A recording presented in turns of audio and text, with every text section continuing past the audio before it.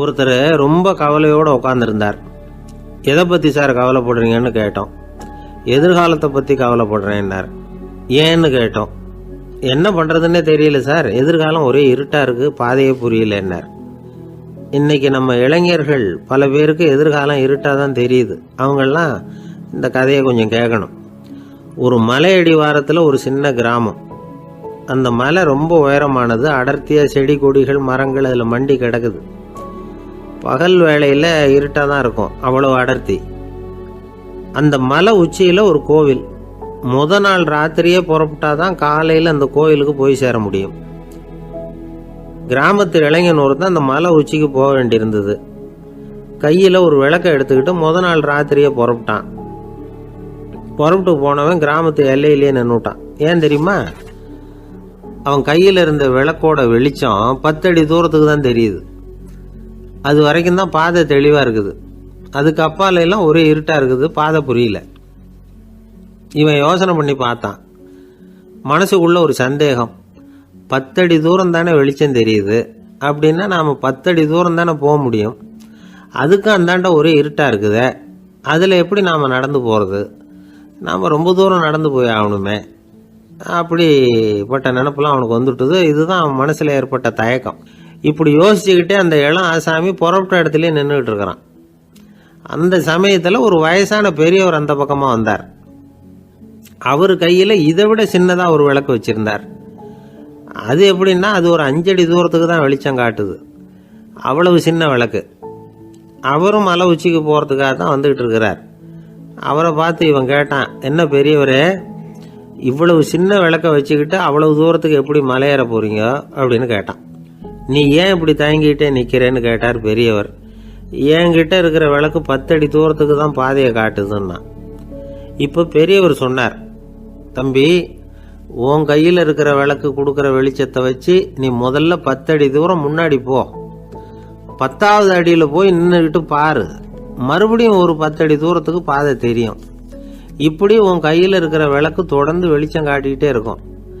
நீ முன்னேற முன்னேற அந்த வெளிச்சமும் முன்னேறும். அதனால் எத்தனை கிலோமீட்டர் தூரம் வேணும்னாலும் நீ இந்த 10 அடி தூரம் வெளிச்சத்தை வச்சுக்கிட்டே நீ போயிடலாம், புறப்படு அப்படின்னார். இப்போ தான் அந்த பெரியவர் சொன்னது இளைஞனுக்கு பளிச்சுன்னு புரிஞ்சுதான். உடனே உற்சாகமாக புறப்பட்டான், உச்சிக்கு போய் சேர்ந்தான். இந்த கதையிலேருந்து நாம் புரிஞ்சிக்க வேண்டியது என்ன தெரியுமா? நீண்ட கால திட்டம் ஒன்று போடும் பொழுது நமக்கு முன்னாடி இருக்கிறத மறந்துட்டு மனசை போட்டு குழப்பிக்க கூடாது. உங்கள் கையில் என்ன இருக்கோ அதுலேயே உங்கள் எதிர்காலம் மறைஞ்சிருக்குது. கண் முன்னாடி தெரியறத வச்சு ஆரம்பிங்க, போக போக வழி தானாக புலப்படும் அப்படிங்கிறார் ஒரு பெரியவர். பெரிய பயணங்களையெல்லாம் இப்படி தான் நடத்த வேண்டியிருக்கும். ஒவ்வொரு அடியாக எடுத்து வச்சா ஓடி போய் சேர்ந்து விடலாம். மலைச்சி போய் நின்றுட்டா நின்றுக்கிட்டே இருக்க வேண்டியது தான். நம்ம ஆள்லாம் ரொம்ப மோசமான இருக்கிறாங்க. ஒருத்தன் அப்படி தான் நீண்ட தூர பிரயாணம் ஒன்று புறப்பட்டான். ரயில் போய்கிட்டே இருந்தது. கொஞ்சம் தூரம் போச்சு, பாதி வழியில் கையில் வச்சுருந்த டிக்கெட்டை காற்றுல விட்டுட்டான். ஐயோ, என் டிக்கெட்டு போயிட்டுதே அப்படின்னு கத்த ஆரம்பிச்சுட்டான். பக்கத்தில் இருந்த பெரியவர் அவனை பார்த்து பரிதாபப்பட்டு, கவலைப்படாத தம்பி, போனால் போகுது, வேற டிக்கெட் வாங்கிக்கலாம் அப்படின்னு ஆறுதல் சொன்னார். அதுக்கு அவன் சொல்கிறான், சார், நான் அதுக்காக அழலை, அந்த டிக்கெட்டு கிடைச்சா தானே நான் எந்த ஊருக்கு போகணுங்கிறது எனக்கு தெரியும் அப்படிங்கிறான்.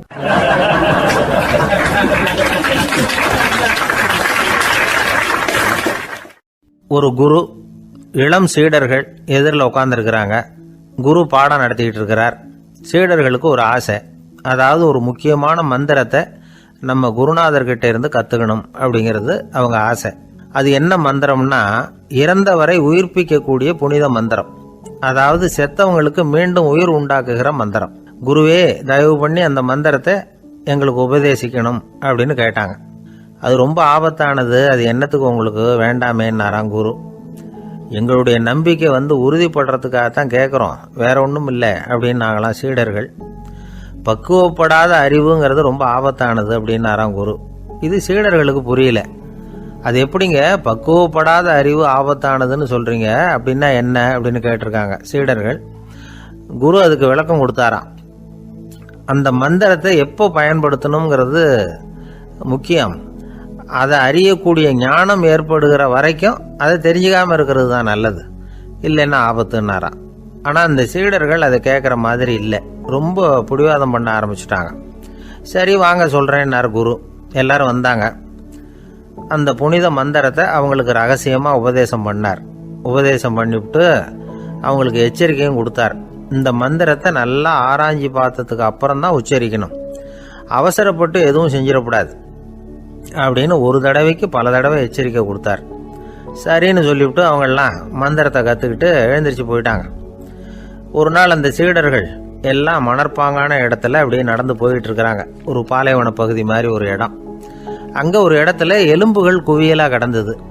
உடனே இந்த சீடர்கள் முன்ன பின்ன யோசிக்காம, தியானமும் பண்ணாம, அந்த மந்திரத்தோட பயனை சோதிச்சு பார்க்கணும் அப்படின்னு நினச்சிக்கிட்டு அந்த மந்திரத்தை உச்சரிக்க ஆரம்பிச்சிட்டாங்க.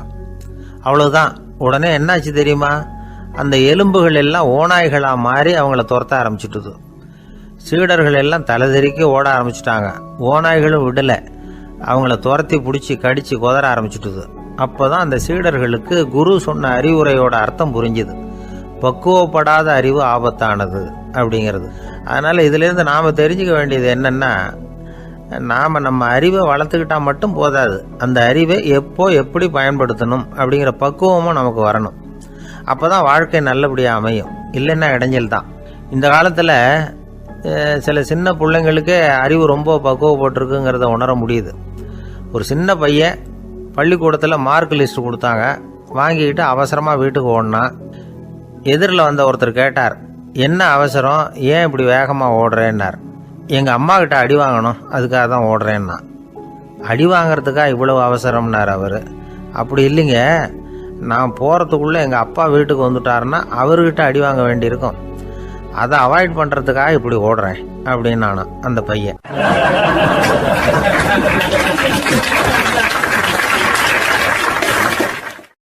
ஒரு தெருவில் சில சிறுவர்கள் விளையாடிக்கிட்டு இருந்தாங்க. ஏதோ ஒரு உயரமான கல்லை நடுத்தெருவில் வச்சு அதை சுற்றி சுற்றி ஓடி வந்துக்கிட்டு இருக்கிறாங்க. அது என்ன விளையாட்டோ அவங்களுக்கு தான் தெரியும். கொஞ்ச நேரம் அப்படி விளையாடிக்கிட்டு இருந்தவங்க விளையாடி முடிச்சதும் அந்த கல்லை நடுத்தெருவில் அப்படியே விட்டுட்டு அவங்கவுங்க வீட்டுக்கு ஓடி போயிட்டாங்க. அதுக்கப்புறம் அந்த வழியாக 2 பெண்கள் பேசிக்கிட்டே வந்தாங்க. பேச்சு சுவாரஸ்யத்தில் நடுத்தெருவில் இருந்த அந்த கல்லை கவனிக்கலை. காலில் இடிச்சுட்டுது, லேசாக ரத்தம் வந்துட்டுது, வலி தாங்கலை. காலில் இடிச்சுக்கிட்ட பொண்ணு திட்ட ஆரம்பிச்சுட்டுது. வர வர ஊர் உலகம் ரொம்ப கெட்டு போச்சு, யாருக்கும் பொறுப்பே கிடையாது பாரு, இப்படி நடுத்தருவில் பொறுப்பு இல்லாமல் இப்படி கல்லை போட்டு வச்சுருக்கிறாங்களே, இது நியாயமா அப்படின்னு சொல்லி இந்த சமூகத்தை கடுமையாக விமர்சனம் பண்ணிக்கிட்டு அவங்க போயிட்டாங்க. கொஞ்ச நேரம் கழித்து ஒரு வாலிபன் அந்த வழியாக வந்தான். அந்த கல்லை பார்த்தான், நின்னான். ஒரு நிமிஷம் யோசனை பண்ணான், என்ன பண்ணலாம்னு பார்த்தான். தன்னுடைய வீரத்தையும் பலத்தையும் காட்டணும்னு நினச்சான். பின்னாடி போனான். அப்புறம் வேகமாக ஓடி ஒரு சின்ன ஹை ஜம்ப் அப்படியே துள்ளி குதிச்சான். துள்ளி குதித்து தாண்டி அந்த பக்கமாக போய் விழுந்தான். அப்படியே விசில் அடிச்சுக்கிட்டு அவன் பாட்டுக்கு நடந்து போகிறான். அடுத்தபடியாக ஒரு காதல் ஜோடி அந்த வழியாக வந்தது. நடுத்தெருவில் கல் கண்ணில் பட்டது. அவங்க 2 பேரும் ரொம்ப நெருக்கமாக சேர்ந்து வந்துக்கிட்டு இருக்கிறாங்க. நடுவில் கல் இருக்கிறதுனால கொஞ்ச நேரம் 2 பேரும் விலகி மறுபடியும் இந்த பக்கம் சேர்ந்து போகணும்.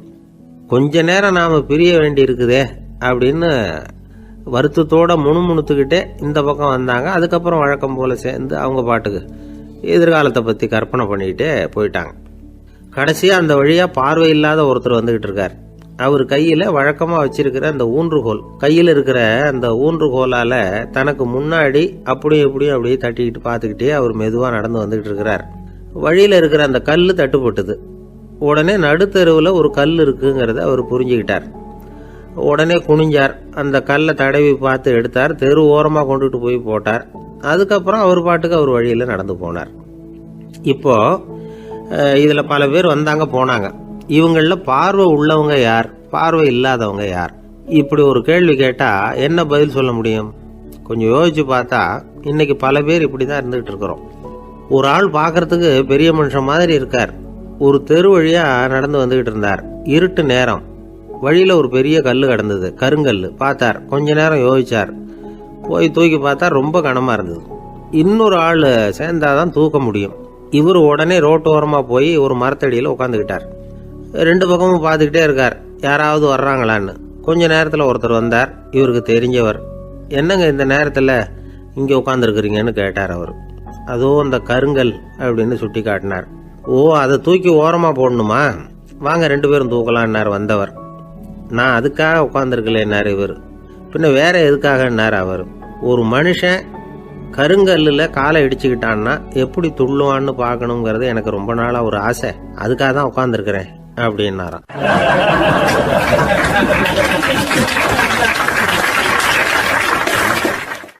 இந்த உலகத்தில் எல்லாருக்கும் மகிழ்ச்சி தரக்கூடிய ஒரு பொருள் எது? இது ஒரு முக்கியமான கேள்வி. இந்த கேள்விக்கு பொருத்தமான ஒரு பதிலை உங்களால் சொல்ல முடியுமா? அதாவது கொஞ்சம் யோசித்து பார்த்தா பணம்னு சொல்லலாமா? இப்போ கையில் காசு இல்லாதவங்ககிட்ட ஒரு 10 ரூபாயை கொடுத்தா அது அவனுக்கு சந்தோஷத்தை கொடுக்கும். ஏற்கனவே வருமான வரி பிரச்சனையில் சிக்கி இருக்கிறவர்கிட்ட இன்னும் கொஞ்சம் பணம் இருந்தாங்கன்னு சொல்லி கொடுத்தோம்னா அது அவருக்கு சங்கடத்தை தான் கொடுக்கும். அதனால் அந்த கேள்விக்கு பணங்கிறது பொருத்தமான பதிலாக இருக்க முடியாது. கேள்வி என்னன்னா, இந்த உலகத்தில் எல்லாருக்கும் மகிழ்ச்சி தரக்கூடிய ஒரு பொருள் எது? சரி, இனிப்புன்னு சொல்லலாமா? ஏன்னா எல்லாருக்கும் இனிக்க தானே செய்யும். அதுலேயும் ஒரு சிக்கல் இருக்குது. சர்க்கரை வியாதிக்காரங்களுக்கு அது என்ன சந்தோஷத்தையா கொடுக்கும்? ஆக எல்லாருக்கும் வேறுபாடு எதுவும் இல்லாமல் மகிழ்ச்சியை கொடுக்கக்கூடியது வேற ஏதோ ஒன்று இருக்குது. அது என்னன்னு கண்டுபிடிக்கணும். அதுதான் இன்றைக்கி தகவல். இப்போ அதை கண்டுபிடிக்கணும்னா இந்த கதையை கேட்கணும். அது என்ன கதைன்னா, ஒரு ஊரில் ஒரு ராஜா இருந்தார். அவருக்கும் இதே சந்தேகம் வந்துட்டுது. அதாவது எல்லாருக்கும் இன்பம் தரக்கூடிய பொருள் எது அப்படின்னு. இதுக்கு பதில் தெரிஞ்சுக்கிறதுக்கு ஆசைப்பட்டார். சரி, அதுக்கு என்ன செய்யலாம்னு யோசனை பண்ணார். நாட்டு மக்களுக்கு பகிரங்கமாக ஒரு அறிவிப்பு கொடுத்தார். நம்ம நாட்டு மக்கள் இன்பம் தரக்கூடிய பொருள் எதுன்னு நினைக்கிறாங்களோ அதை கொண்டுகிட்டு வந்து அரண்மனையில் உள்ள கண்காட்சி மண்டபத்தில் வைக்கலாம். அப்படி அவங்க வைக்கிற பொருள்களில் எது எல்லாருக்கும் இன்பம் தரக்கூடியதாக இருக்குமோ அதை வச்சவருக்கு 1000 பொற்காசுகள் பரிசு அப்படின்னு அறிவிப்பு கொடுத்துட்டார். ஜனங்கள் இந்த அறிவிப்பை கேட்டாங்க. அதுக்கப்புறம் சும்மா இருப்பாங்களா? 1000 பொற்காசுன்னா சும்மாவா? அவங்க கையில் என்னென்ன கிடைச்சதோ அதையெல்லாம் கொண்டாந்து அரண்மனை காட்சி மண்டபத்தில் வச்சுட்டாங்க. அதுக்கப்புறமா ராஜா அங்கே வந்தார். ஒவ்வொன்றா பார்த்துக்கிட்டே வந்தார். முதல்ல ஒரு குயில் இருந்தது, இனிமையாக பாடக்கூடிய குயில்.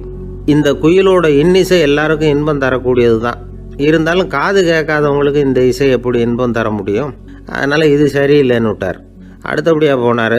அங்கே என்ன வச்சுருக்குறாங்கன்னு பார்த்தா ஒரு அழகான மயில் அங்கே தோகை விரித்து ஆடிக்கிட்டு இருக்குது. இந்த மயிலோட ஆட்டம் மனசுக்கு இன்பம் தரக்கூடியது தான். இருந்தாலும் பார்வை இல்லாதவங்க இந்த ஆட்டத்தை பார்த்து ரசிக்க முடியுமா? முடியாது. அதனால் இதுவும் சரியில்லை அப்படின்னு சொல்லிவிட்டார். அதுக்கு அடுத்தபடியாக போனார். பல வகையான இனிப்பு பண்டங்களை வச்சுருந்தாங்க. பார்த்தார், வயசானவங்களுக்கும் நோயாளிகளுக்கும் இது இன்பம் தராது, துன்பம் தான் கொடுக்கும் அப்படின்னார். இப்படி ஒவ்வொன்றா பார்த்துக்கிட்டே போகிறார். அழகான மலர்கள், கனிகள், ஓவியங்கள் எதுவுமே பொருத்தமாக தெரியல.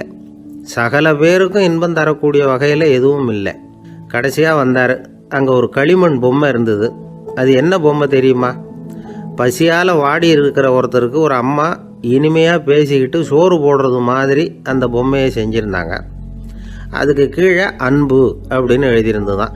ராஜா பளிச்சுன்னு ஒரு முடிவுக்கு வந்தார். அந்த பொம்மையை செஞ்ச சிற்பியை வரவழைச்சார், பரிசு கொடுத்தார். அன்பு ஒன்று தான் எல்லாருக்கும் இன்பம் அளிக்கக்கூடிய பொருள். காது கேட்காதவங்களும் அதை கேட்க முடியும், பார்வை இல்லாதவங்களும் அதை பார்க்க முடியும், குழந்தைகளும் அதை உணர முடியும் அப்படின்னு அதுக்கு விளக்கம் கொடுத்தார் அந்த மன்னர். இந்த உலகத்தில் எல்லாருக்கும் மகிழ்ச்சி தரக்கூடிய ஒரு பொருள் அன்பு தான். அதை புரிஞ்சுக்கிட்டு தான் சில கணவன்மார்கள் மனைவி பேரில் ரொம்ப அன்பை காட்டிக்கிறது வழக்கம். ஒரு வீட்டு வாசப்படி பக்கமாக மழைக்கு ஒதுங்கினார் ஒருத்தர். மழை தூரிக்கிட்டு இருந்தது, இருட்டு நேரம். அந்த வீட்டில் இருந்தவர், இன்னைக்கு ராத்திரி வேணும்னா இங்கேயே தங்கிட்டு காலையில் போங்க அப்படின்னார். உடனே இவர் சொன்னார், ரொம்ப நன்றிங்க, ஒரு 10 நிமிஷத்தில் இதை வந்துவிடுறேன் அப்படின்னு சொல்லிவிட்டு எங்கேயோ ஓடினார். 10 நிமிஷம் கழித்து திரும்பி வந்தார். ஆமாம், எங்கே போயிட்டு வந்தீங்கன்னு கேட்டார் வீட்டில் இருந்தவர். நேராக எங்கள் வீட்டுக்கு போய் மனைவி கிட்ட இன்னைக்கு ராத்திரி இங்கேயே தங்கிக்கிறேன்னு சொல்லிவிட்டு வந்துட்டேன் அப்படின்னார் அவர். அன்புல இது ஒரு ரகம்.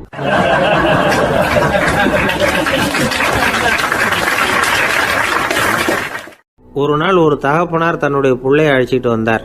சார், இவன் சரியாக படிக்க மாட்டேங்கிறான், பெரியவங்களை மதிக்க மாட்டேங்கிறான், நீங்கள் கொஞ்ச நாள் இவனுக்கு குருவாக இருந்து நல்ல விஷயங்களை சொல்லி கொடுத்தா தேவையில்லைன்னார்.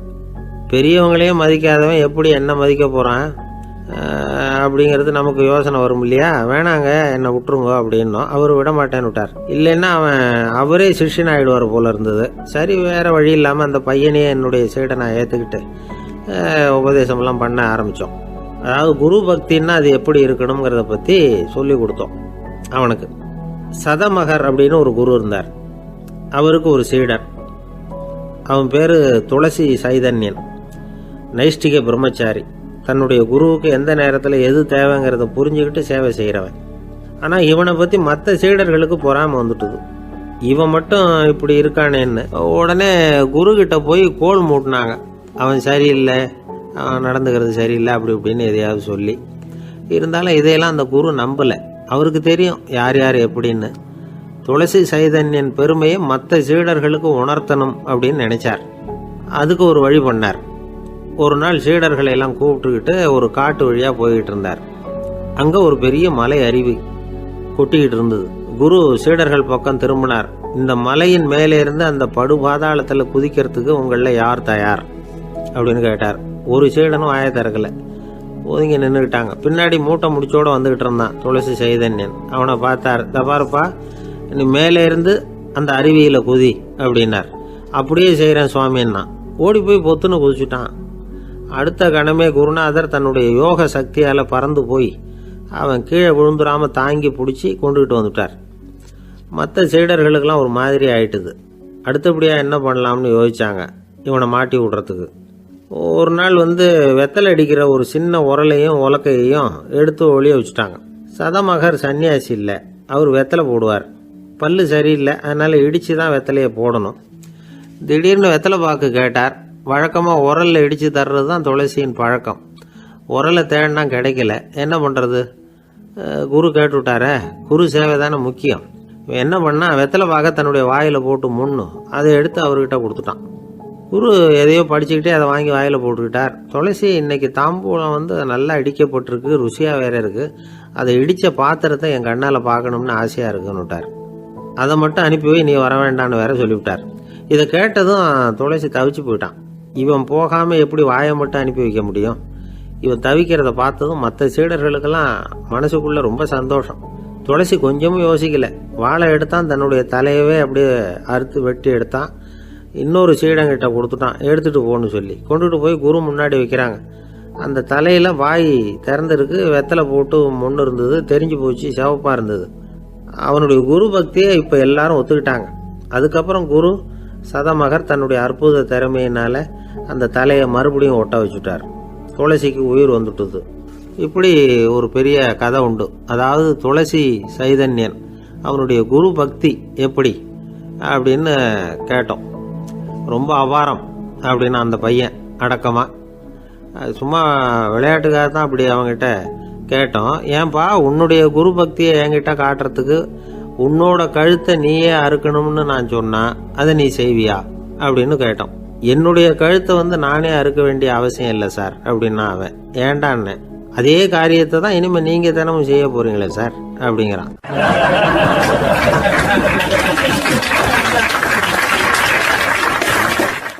இந்த உலகத்தில் எவ்வளவோ உயிரினங்கள் இருக்கு. ஒவ்வொன்றும் ஒவ்வொரு விதமாக சண்டை போடுது. இப்போ 2 மாடு சண்டை போட்டுக்குதுன்னு வச்சுக்கோங்க, என்ன பண்ணும்? 2 முட்டிக்கும். அதுக்கு சண்டை போடுறதுக்கு ஆயுதமாக உபயோகப்படுறது அதோட கொம்பு.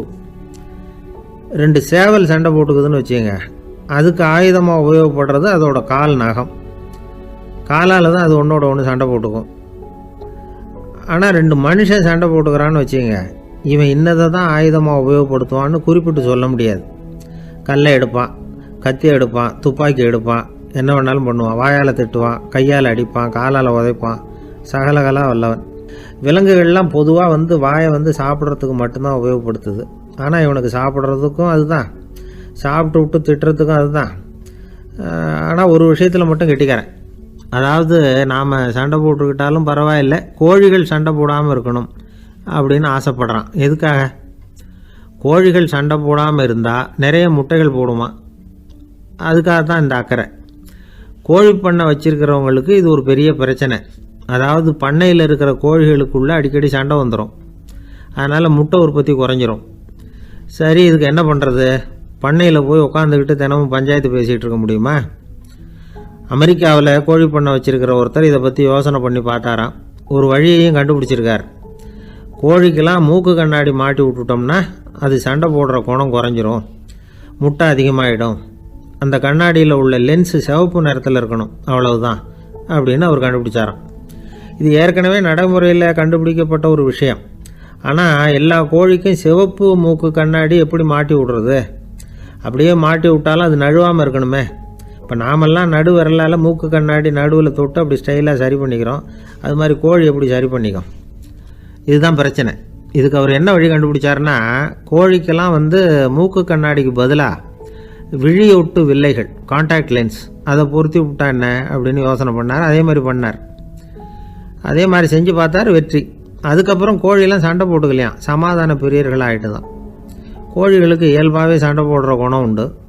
ஆனால் அதோட கண்ணுக்கு பார்க்குற பொருள்லாம் ரோஜா நிறத்துலையோ அல்லது இன்னும் சொல்ல போனால் அழுத்தமான சிவப்பு நிறத்துலையோ தெரிஞ்சதுன்னா சண்டை போடுற குணம் குறைஞ்சிருதான். அந்த சமயத்தில் அது அதிகமாகவும் முட்டையிட ஆரம்பிச்சுடுதான். அதே நேரத்தில் இறை எடுக்கிறத கூட குறைச்சிக்குதான். இது ஏன் இப்படி பண்ணுதுங்கிறது விஞ்ஞானிகளுக்கு இன்னமும் புரியலையா. எப்படியோ அமெரிக்க கோழிகள்லாம் கான்டாக்ட் லென்ஸ் பொருத்திக்க ஆரம்பித்தாச்சு. கோழி கழுத்தை பிடிச்சிக்கிட்டு ஒரு சில வினாடிகளில் அதை பொருத்தி போடுறாங்களாம். கோழியோட ஆயுள் பூரா அது அப்படியே இருக்குமா. பண்ணையில் முட்டை உற்பத்தி குறைஞ்சா இது மாதிரி விஞ்ஞானபூர்வமாக பரிகாரம் தேடுறது தான் நல்லது. நமக்கு வேண்டியப்பட்ட ஒருத்தர், அவர் ஒரு கோழி பண்ணை வச்சுருந்தார். அந்த பண்ணையில் பாதி கோழி திடீர்னு செத்து போச்சு. உடனே ஒரு கால்நடை மருத்துவர்கிட்ட போக வேண்டியது தானே. அங்கே போகல. உள்ளூரில் மந்திரம் பண்ணிகிட்டு இருந்த ஒரு சாமியார்கிட்ட போனார். அவர் காலில் விழுந்தார். சாமி, என் பண்ணையில் பாதி கோழி செத்து போட்டுதுன்னார். சாமியார் யோசனை பண்ணார். சரி, பண்ணையில் வாசப்படி கிழக்கு பக்கமாக வச்சுருக்கியா மேற்கு பக்கமாக வச்சுருக்கியான்னு கேட்டார். கிழக்கு பக்கமாக இருக்குன்னார் அவர். அதுதான் தப்பு, மேற்கு பக்கமாக அதை மாற்று, சரியாக போடும்னாராம். அதே போல் இவர் போய் மாற்றிவிட்டார். அப்பவும் பாதி செத்து போச்சு. மறுபடியும் சொன்னார், சாமி மறுபடியும் பாதி கோழி செத்து போட்டுதேன்னார். சரி, கூரை எப்படி போட்டிருக்க, ஓடு போட்டிருக்கியா இல்லை கீத்து போட்டிருக்கியான்னார். ஓடு போட்டிருக்கேன்னாராம் அவர். அதுதான் தப்பு, அதை கீத்து போட்டுரு, சரியாக போடும்னாராம். சரின்னு போய் அதையும் மாற்றி பார்த்தார். மறுபடியும் போயிட்டுது, கோழி செத்து போச்சு. வந்தார். மறுபடியும் பாதி செத்து போச்சு சாமின்னு வந்தார். இவரும் யோசனையை மாற்றி மாற்றி சொல்லிகிட்டே இருக்கிறார். இப்படி அவரும் மாற்றி மாற்றி பார்த்தார். 6வது தடவையாக அவரை தேடிட்டு வந்தார். அந்த சமயத்தில் இவர் ரொம்ப தீவிரமாக யோசனை பண்ணி பார்த்துட்டு, அது சரிப்பா, நீயும் என்கிட்ட சளைக்காமல் வந்துக்கிட்டு இருக்கிற, நானும் யோசனை சொல்லிகிட்டு இருக்கேன்.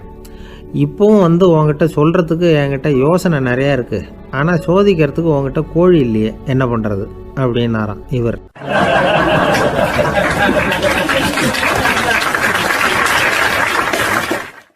ஆசைப்படுறதுல தப்பு இல்லை. ஆனால் அந்த ஆசை தேவைக்கு தகுந்த மாதிரி இருக்கணும். தேவைக்கு மீறிய ஆசைகள் இருக்கு பாருங்க, அது தேவையில்லை. இந்த கருத்தை வலியுறுத்தது மாதிரி ஒரு கதை உண்டு. தேவேந்திரனுக்கு திடீர்னு வீடு கட்டணும்னு ஒரு ஆசை வந்துதான். வீடுன்னா நாம கட்டுற மாதிரி இல்லை. தேவேந்திரன் வீடுன்னா சும்மாவா, ஒரு பிரம்மாண்டமான அரண்மனை கட்டணும்.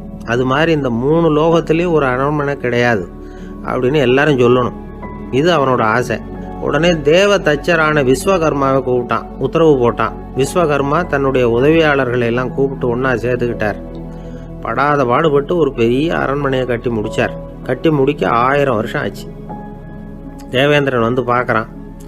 அவனுக்கு திருப்தி ஏற்படலை. என்னுடைய அந்தஸ்துக்கு இது ரொம்ப சாதாரணமான கட்டிடம், இதை விட இன்னும் பெருசாக கட்டு அப்படின்னா.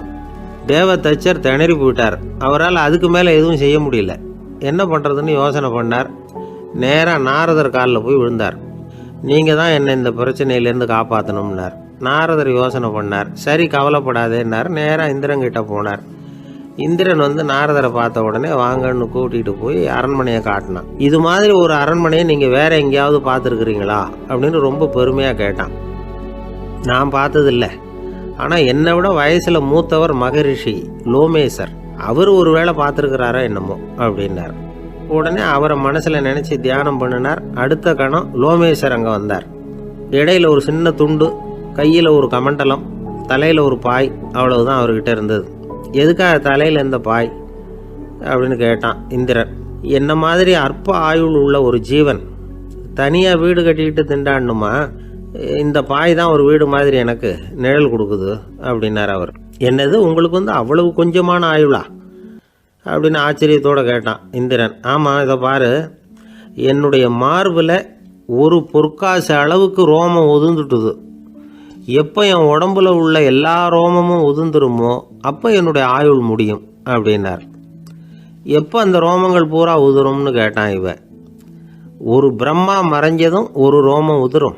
என் உடம்புல உள்ள ரோமங்களின் எண்ணிக்கை எவ்வளவோ அவ்வளவு பிரம்மாக்கள் தோன்றி அவங்க ஆயுள் முடியும் பொழுது என் உடம்புல உள்ள ரோமங்கள் பூரா உதிரும் அப்படின்னார். அப்படின்னா ஒரு பிரம்மாவோட ஆயுள் எவ்வளவு காலம்னு கேட்டான். ஒரு பிரம்மாவுக்கு 100 தேவ வருஷம். ஒவ்வொரு தேவ வருஷத்துக்கும் 365 தேவ நாள். ஒவ்வொரு தேவ நாள்லையும் ஒன்ன மாதிரி 14 இந்திரர்கள் தோன்றி மறைகிறாங்க அப்படின்னு மகரிஷி லோமேசர் சொல்றார். இதை கேட்டதும் இந்திரன் ஆடி போயிட்டான். அவ்வளவு ஆயுள் உள்ள இவரே அற்ப ஆயுள்னு சொல்றார். நான் என்னுடைய ஆயுளை பெருசா நினைச்சுக்கிட்டு பிரம்மாண்டமான அரண்மனை கட்டணும்னு ஆசைப்படுறேனே அப்படின்னு நினைச்சான். எனக்கு வீடு கட்டின வரைக்கும் போதும்னு விட்டான். அதனால நாமெல்லாம் நம்முடைய தேவைக்கு தகுந்த மாதிரி ஆசைப்படுறது தான் நியாயம். ஆனால் அப்படியே நடந்துக்கிறோம். மனுஷன் கடவுளையே ஏமாற்றி காசு வாங்கிறதுக்குள்ள ஆசைப்படுறான். ஒருத்தன் கடவுளை நினச்சி தவம் இருந்தான். கடவுள் நேரில் வந்தார். தேவலோகத்தில் ரூபாய்க்கெல்லாம் என்ன மதிப்புன்னு கேட்டான். அங்கெல்லாம் ரூபாய்ங்கிறது உங்கள் பணத்தில் 1 கோடி ரூபாய்க்கு சமம். அதாவது தேவலோகத்தில் 1 ரூபான்னா இங்கே 1 கோடி ரூபா. அது மாதிரி எங்களுக்கு ஒரு நாளுங்கிறது உங்கள் கணக்கில் 1 கோடி வருஷத்துக்கு சமம் அப்படின்னார் கடவுள். அப்படின்னா எனக்கு நீங்கள் அதிகமாக எதுவும் தர வேணாம், உங்கள் கணக்குப்படி ஒரே 1 ரூபா கொடுங்க, அது போதும்னா இவன் ரொம்ப சாமர்த்தியமாக. கடவுள் யோசனை பண்ணார். அது ஒன்றும் கஷ்டம் இல்லை, 1 ரூபா தானே கேட்குற, கொடுத்துட்றேன். ஆனால் இப்போ வரும்பொழுது நான் எடுத்துக்கிட்டு வரல, எங்கள் கணக்குப்படியே 1 நாள் பொறுத்துக்க பணத்தோடு வந்துடுறேன் அப்படின்னு சொல்லிவிட்டு பறந்து போயிட்டார்.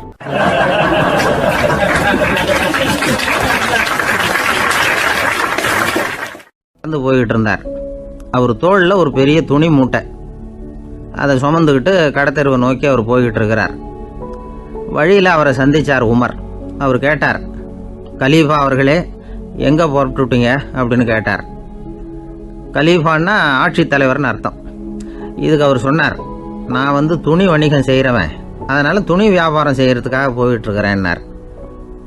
நீங்கள் இப்போ இந்த நாட்டுக்கு ஆட்சித்தலைவர், ஆட்சி பொறுப்பில் இருக்கிறீங்க, நீங்கள் வியாபாரம் செய்ய போட்டால் அரசு பணிகளை செய்கிறது யார் அப்படின்னு கேட்டார் அவர். நான் அரசு பணிகளை மட்டுமே செஞ்சுக்கிட்டு இருந்தா என் குடும்பத்தை காப்பாற்றுறது யார் அப்படின்னு கேட்டார் அவர்.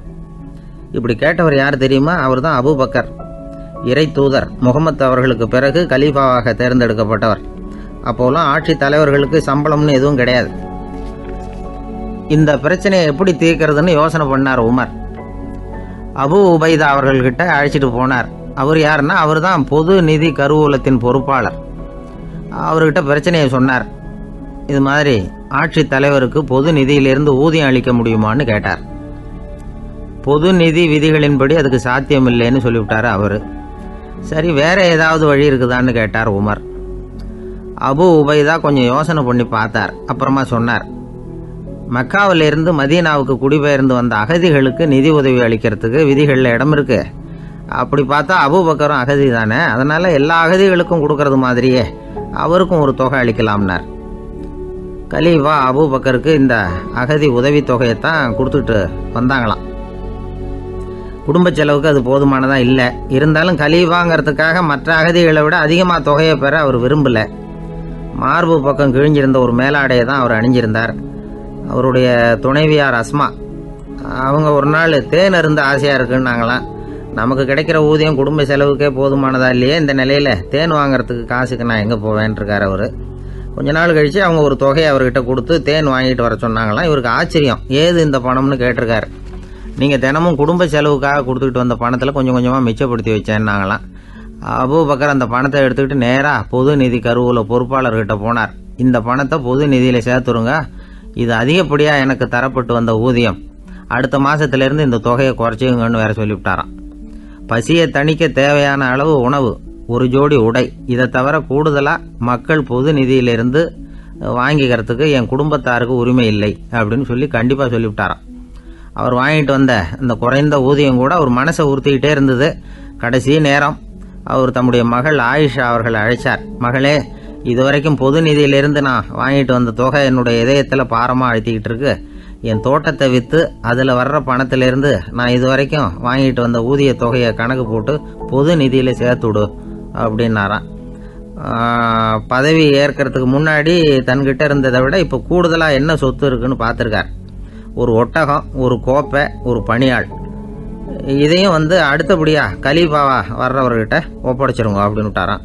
அதே மாதிரி அடுத்து வந்த உமர்கிட்ட ஒப்படைச்சாங்க. அப்போ உமர் சொன்னாராம், அபூபக்கரே, இந்த முன்மாதிரியால் உங்களுக்கு பிறகு இந்த ஆட்சி பொறுப்பை ஏற்கிறவர்களை பெரும் நெருக்கடிக்கு ஆளாகி விட்டீங்க அப்படின்னு சொல்லி ரொம்ப கண் கலங்கினாராம். கடைசியாக அபூபக்கர் தன்னுடைய குடும்பத்தாருக்கு விட்டு சென்ற சொத்து ஒரு படுக்கை விரிப்பு, ஒரு போர்வை, அவ்வளவுதான்.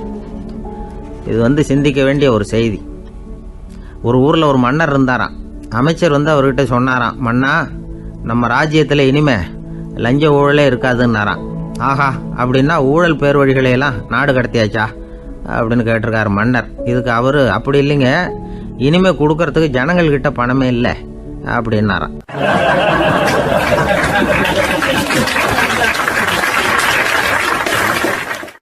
இயேசுநாதர்கிட்ட ஒருத்தர் கேட்டாராம், இயேசுவே, என்னை எவ்வளவு நேசிக்கிறீர்கள் அப்படின்னு. அவர் தன்னுடைய இரு கைகளையும் அகல விரித்து இவ்வளவு என்று சொல்லி சிலுவையில் உயிர் நீத்தார் அப்படின்னு சொல்லுவாங்க. அதாவது அந்த நேசிப்புக்கு எல்லை கிடையாது, அதே போல மன்னிப்புக்கும் எல்லை கிடையாது. இது இயேசுநாதர் சொல்லி கொடுத்த ஒரு பாடம். இயேசுனுடைய சீடர்களில் ஒருத்தன் பீட்டர், அவன் ஒரு நாள் இயேசுநாதர்கிட்ட கேட்டிருக்கான், இயேசுவே, நான் என்னுடைய தம்பி கிட்ட அடிக்கடி சண்டை போட்டுக்கிட்டு இருக்கிறேன், என்னுடைய சகோதரன் கூட. அவனை நான் எத்தனை தடவை மன்னிக்கிறது? ஏற்கனவே 7 தடவை அவனை மன்னிச்சுட்டேன் அப்படின்னு சொல்லியிருக்கிறான். அப்போ இயேசு சொன்னாராம், மன்னிக்கிறதுக்கு எத்தனை தடவைங்கிற கணக்கெல்லாம் கிடையாது. எத்தனை தடவை உன்னுடைய சகோதரன் உன்னை கோபப்படுத்துகிறானோ அத்தனை தடவை நீ மன்னிக்கிறதுக்கும் தயாராக இருக்கணும், அதுதான் அப்படின்னு சொன்னாராம். அப்போ இவனுக்கு ஒன்றும் புரியல, இது என்ன அவன் தப்பு பண்ணிக்கிட்டே இருப்பான், நாம் மன்னிச்சுக்கிட்டே இருக்கிறதா அப்படிங்கிறது மாதிரி குழப்பமாக இருந்திருக்கிறான். அப்போ இயேசுநாதர் தன்னுடைய சீடன் பீட்டர்கிட்ட ஒரு கதை சொன்னாராம். அந்த கதை இன்றைக்கு நாம் எல்லாரும் சிந்தித்து பார்க்க வேண்டிய ஒரு கதை. அதாவது மன்னிப்பை விரும்புகிறவர்கள் மன்னிக்கவும் தயாராக இருக்க வேண்டும் அப்படிங்கிறது தான் அந்த கதையினுடைய தத்துவம். அந்த இயேசுநாதர் சொன்ன கதை என்னன்னா, ஒரு மன்னர் இருந்தார். அவர் ஒரு நாள் அரண்மனையில் உட்காந்து கணக்கு வழக்குகள்லாம் பார்த்துக்கிட்டு இருந்தார். நம்ம அரண்மனையிலேருந்து யார் யார் அரசாங்க கடன் வாங்கியிருக்கிறாங்க, யார் யார் திருப்பி செலுத்தியிருக்கிறாங்க அப்படிங்கிற விவரத்தையெல்லாம் பார்த்துக்கிட்டு இருந்தார். அப்போ தான் புரிஞ்சுது, அந்த அரண்மனையில் வேலை செய்கிற ஒருத்தனே அரசாங்க கடன் வாங்கியிருக்கிறான். எவ்வளவு? 10,000 பொற்காசுகள் வாங்கியிருக்கான் கடன். இந்த 10,000 பொற்காசுகளை திருப்பி செலுத்தலை அரசாங்கத்துக்கு. இது மன்னர் கவனத்துக்கு வந்தது. உடனே நம்ம அரண்மனையில் இருக்கிறவனே அரசு கடன் வாங்கி திருப்பி செலுத்தாமல் இருக்கான், அவனை கூப்பிட்டு வாங்கன்னு சொல்லி கூப்பிட்டுட்டு வந்தாங்களாம். விசாரிச்சிருக்கிறாங்க, என்னப்பா நீ எவ்வளவு ஒன்று? ஆமாங்க, 10,000 பொற்காசுகள் வாங்கியிருக்கிறேன், இன்னும் திருப்பி கட்டலைன்றிருக்கான். உடனே அவர் மன்னர் சொல்லியிருக்கிறார், நம்ம சட்டத்திட்டப்படி நீ உடனே பணத்தை திருப்பி கட்டிடு. அப்படி உன்னால் கட்ட முடியலன்னா உன்னுடைய வீடு, வாசல், சொத்து, சுகம் எல்லாத்தையும் விற்று அந்த பணத்தை அரசு கருவூலத்தில் சேர்த்துக்கிறதுக்கு நானே ஏற்பாடு பண்ணிடுறேன் அப்படின்னு அந்த மன்னர் சொன்னாராம். இவன் அப்படியே அதிர்ச்சி ஆகிட்டான், அப்படியே பொத்துன்னு காலில் விழுந்தானா. மன்னா, என்னை மன்னிச்சுங்க, என்னால் முடியல, எனக்கு மன்னிப்பு கொடுங்க அப்படின்ட்டுருக்கான். உடனே அவர் எழுந்திரிச்சு, சரி நீ மன்னிப்பு கேட்டுவிட்ட, அதனால் உன்னை மன்னிக்கிறேன், நீ பணம் கட்ட வேண்டாம் அப்படின்னு சொல்லி அந்த மன்னர் அவனை விட்டுட்டாராம். பணத்தையும் தள்ளுபடி போட்டார், நீ திருப்பி கட்ட வேண்டான்னு. இவனுக்கு ரொம்ப மகிழ்ச்சி, அதனால் ரொம்ப உல்லாசமாக வந்துகிட்டு இருக்கிறான். தெருவில் வந்துக்கிட்டு இருக்கிறப்ப இவங்கிட்ட கடன் வாங்கின ஒருத்தன் எதுக்கு வந்துக்கிட்டு இருக்கான். அவன் இவங்கிட்ட ஒரு 100 பொற்காசுகள் கடன் வாங்கியிருக்கான். அவன் வந்தான், இவன் போய் அவன் சாட்டையாக பிடிச்சிக்கிட்டான், நீ எப்படா என் கடனை திருப்பி கொடுக்க போகிறேன்னு. அவன் இப்போ முடியல, கொஞ்சம் பொறுத்துக்கா, அப்புறம் தரேன் இருக்கான். அதெல்லாம் முடியாது, நீ கொடுத்து தான் ஆகணும் அப்படின்னு இவன் புடிவமாக சொல்கிறான். இப்போ நிலைமையை பாருங்கள், இவன் ஏற்கனவே 10,000 பொற்காசுகள் அரசாங்கத்தில் கடன் வாங்கினா அதுக்கு மன்னிச்சு விட்டுட்டார் இவனை. ஆனால் இவன் இன்னொருத்தனை மன்னிக்கிறதுக்கு தயாராக இல்லை. இவங்கிட்ட கடன் வாங்கின இன்னொருத்தன் 10 பொற்காசுகள், அவனை மன்னிக்க தயாராக இல்லை. அவனை கொண்டு போய் நீதிமன்றத்தில் கொண்டு போய் நிறுத்தி தண்டனை வாங்கி கொடுத்துட்டான். நீதிபதி என்ன சொன்னார், அந்த இவன் வாங்கின பொற்காசுகளை திருப்பி கட்டுற வரைக்கும் ஜெயிலில் இருக்கணுங்கிறது தீர்ப்பு. ஆனால் உடனே அரசர் காதில் விழுந்தது. சொல்லிட்டாங்க, உங்ககிட்ட மன்னிப்பு வாங்கிட்டு போனானே ஒருத்தன், அவன் இன்னொருத்தனை மன்னிக்கிறதுக்கு தயாராக இல்லை, அவனை கொண்டு போய் ஜெயிலில் அடைச்சிட்டான் அப்படின்னு. உடனே மன்னர் பார்த்தார், இவனை மறுபடியும் கூப்பிட்டு வர சொன்னார். தபாரப்பா, நான் உன்னை மன்னிச்சு விட்டேன், ஆனால் நீ இன்னொருத்தனை மன்னிக்கிறதுக்கு தயாராக இல்லை, அதனால் என்னுடைய தீர்ப்பையும் மாத்துறேன், நீயும் அரசு கடன் தீர்ற வரைக்கும் ஜெயிலில் தான் இருக்கணும் அப்படின்னு சொல்லி ஜெயிலுக்கு அனுப்பிச்சிட்டாராம்.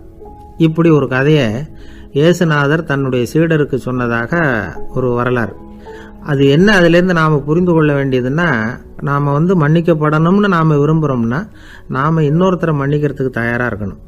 அதனால் நாம் இன்னொருத்தரை யாரையும் மன்னிக்க மாட்டோம், ஆனால் என்ன இன்னொருத்தர் மன்னிக்கணும் அப்படிங்கிறது மாதிரி செய்யக்கூடாதுன்னு சொல்லுவாங்க. அது மாதிரி நாம் இப்போ இது தப்பாக புரிஞ்சுக்கிறவங்களும் இருக்கிறாங்க. பாவம் மன்னிப்புங்கிறதெல்லாம் எதுக்குன்னா, அதாவது மறுபடியும் பாவம் செய்யாமல் இருக்கிறதுக்காக தான். அதான் மன்னிக்கிறாரே அப்படிங்கிறதுக்காக மறுபடியும் பாவம் பண்ணிகிட்டு இருக்கிறது இல்லை. அதான் ஒருத்தர் கேட்டாராம், பாவத்திலேருந்து மன்னிப்பு கிடைக்கணும்னா நீ என்ன செய்யணும் அப்படின்னு கேட்டிருக்கார். அதுக்கு அவன் சொல்லியிருக்கிறான், நான் முதல்ல பாவம் செய்யணும், அப்போ தானே மன்னிப்பு கிடைக்கும் அப்படின்னு நானாம். இப்படிப்பட்டவர்கள் தான் இன்றைக்கி உலகத்தில் அதிகமாக இருக்கிறாங்க. அதனால் இந்த மன்னிப்பின் மகத்துவங்கிறது இயேசுநாதர்கிட்டேருந்து தான் நாம் புரிஞ்சுக்கணும். அந்த இயேசு சொன்ன அந்த மன்னிக்கிற மனோபாவம் இருந்தால் இன்றைக்கி உலகம் பூராவும் அமைதி பூங்காவாக இருக்கும். அதில் ஒன்றும் ஆச்சரியமே இல்லை, அதில் ஒன்றும் சந்தேகமும் இல்லை. அதனால் மன்னிக்கிற மனோபாவத்தை நாம் எல்லாரும் நமக்குள்ளே வளர்த்து கொள்ள வேண்டும் அப்படிங்கிறது தான் நாம் இன்றைக்கு எல்லோரும் சிந்தித்து பார்க்க வேண்டிய ஒரு செய்தி. ஒரு நண்பர் இருக்கார், எப்போ பார்த்தாலும் கையில் ஒரு புத்தகம் இருக்கும். புத்தகம் இல்லாமல் எங்கேயும் புறப்பட மாட்டார். எதுக்காக இப்படி எடுத்துகிட்டு போகிறீங்க அப்படின்னு கேட்டால், எனக்கு இது ஒரு நல்ல நண்பன் மாதிரி, இந்த காலத்தில் எங்கே போனாலும் காத்திருக்க வேண்டியிருக்கு, அது மாதிரி சமயத்தில் நான் நண்பன் கூட பேசிக்கிட்டு இருப்பேன் அப்படிம்பாரான். ஒருத்தர் ஒரு பெரிய அரச பதவியில் இருந்தார். அவர் பதவியிலேருந்து இறங்க வேண்டிய சூழ்நிலை. அரசு கொடுத்துருந்த வீட்டை விட்டுட்டு வெளியில் வர்றார். வரும்பொழுது 2 கையிலையும் 2 பெட்டியை எடுத்துகிட்டு வந்தாராம். சார், உங்களுடைய உடைமைகள் அப்படின்னு கேட்குறாங்க அங்கே இருந்த ஊழியர்கள். இவர் தன்னுடைய கையில் இருக்கிற பெட்டியை காட்டி, இதுதான் என்னுடைய சொத்து அப்படின்னாராம். ஒரு பெட்டியில் அவருடைய உடைகள், இன்னொரு பெட்டியில் அவர் விரும்பி படிக்கிற புத்தகங்கள், அவ்வளவுதான். இதுதான் இருந்துதான். புத்தகம் படிக்கிறது மனசுக்கு நல்லதுங்கிறது நமக்கு தெரியும். புத்தக வாசிப்பு உடம்புக்கும் நல்லதுங்கிறாங்க. அது நமக்கு ஆச்சரியமாக தான் இருக்குது.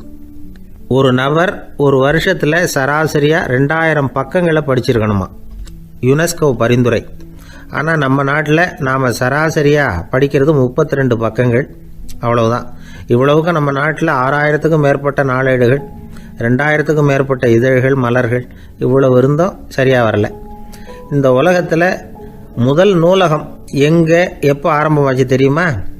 கிமு 2500 ஆண்டில் அது ஆரம்பமாயிருக்குது. பாபிலோனியாவில் அமில் அணு அப்படிங்கிற அரசன் தான் நூலகத்தை உருவாக்கி இருக்கிறான். அப்போல்லாம் தாள் கிடையாது, களிமண் தான்.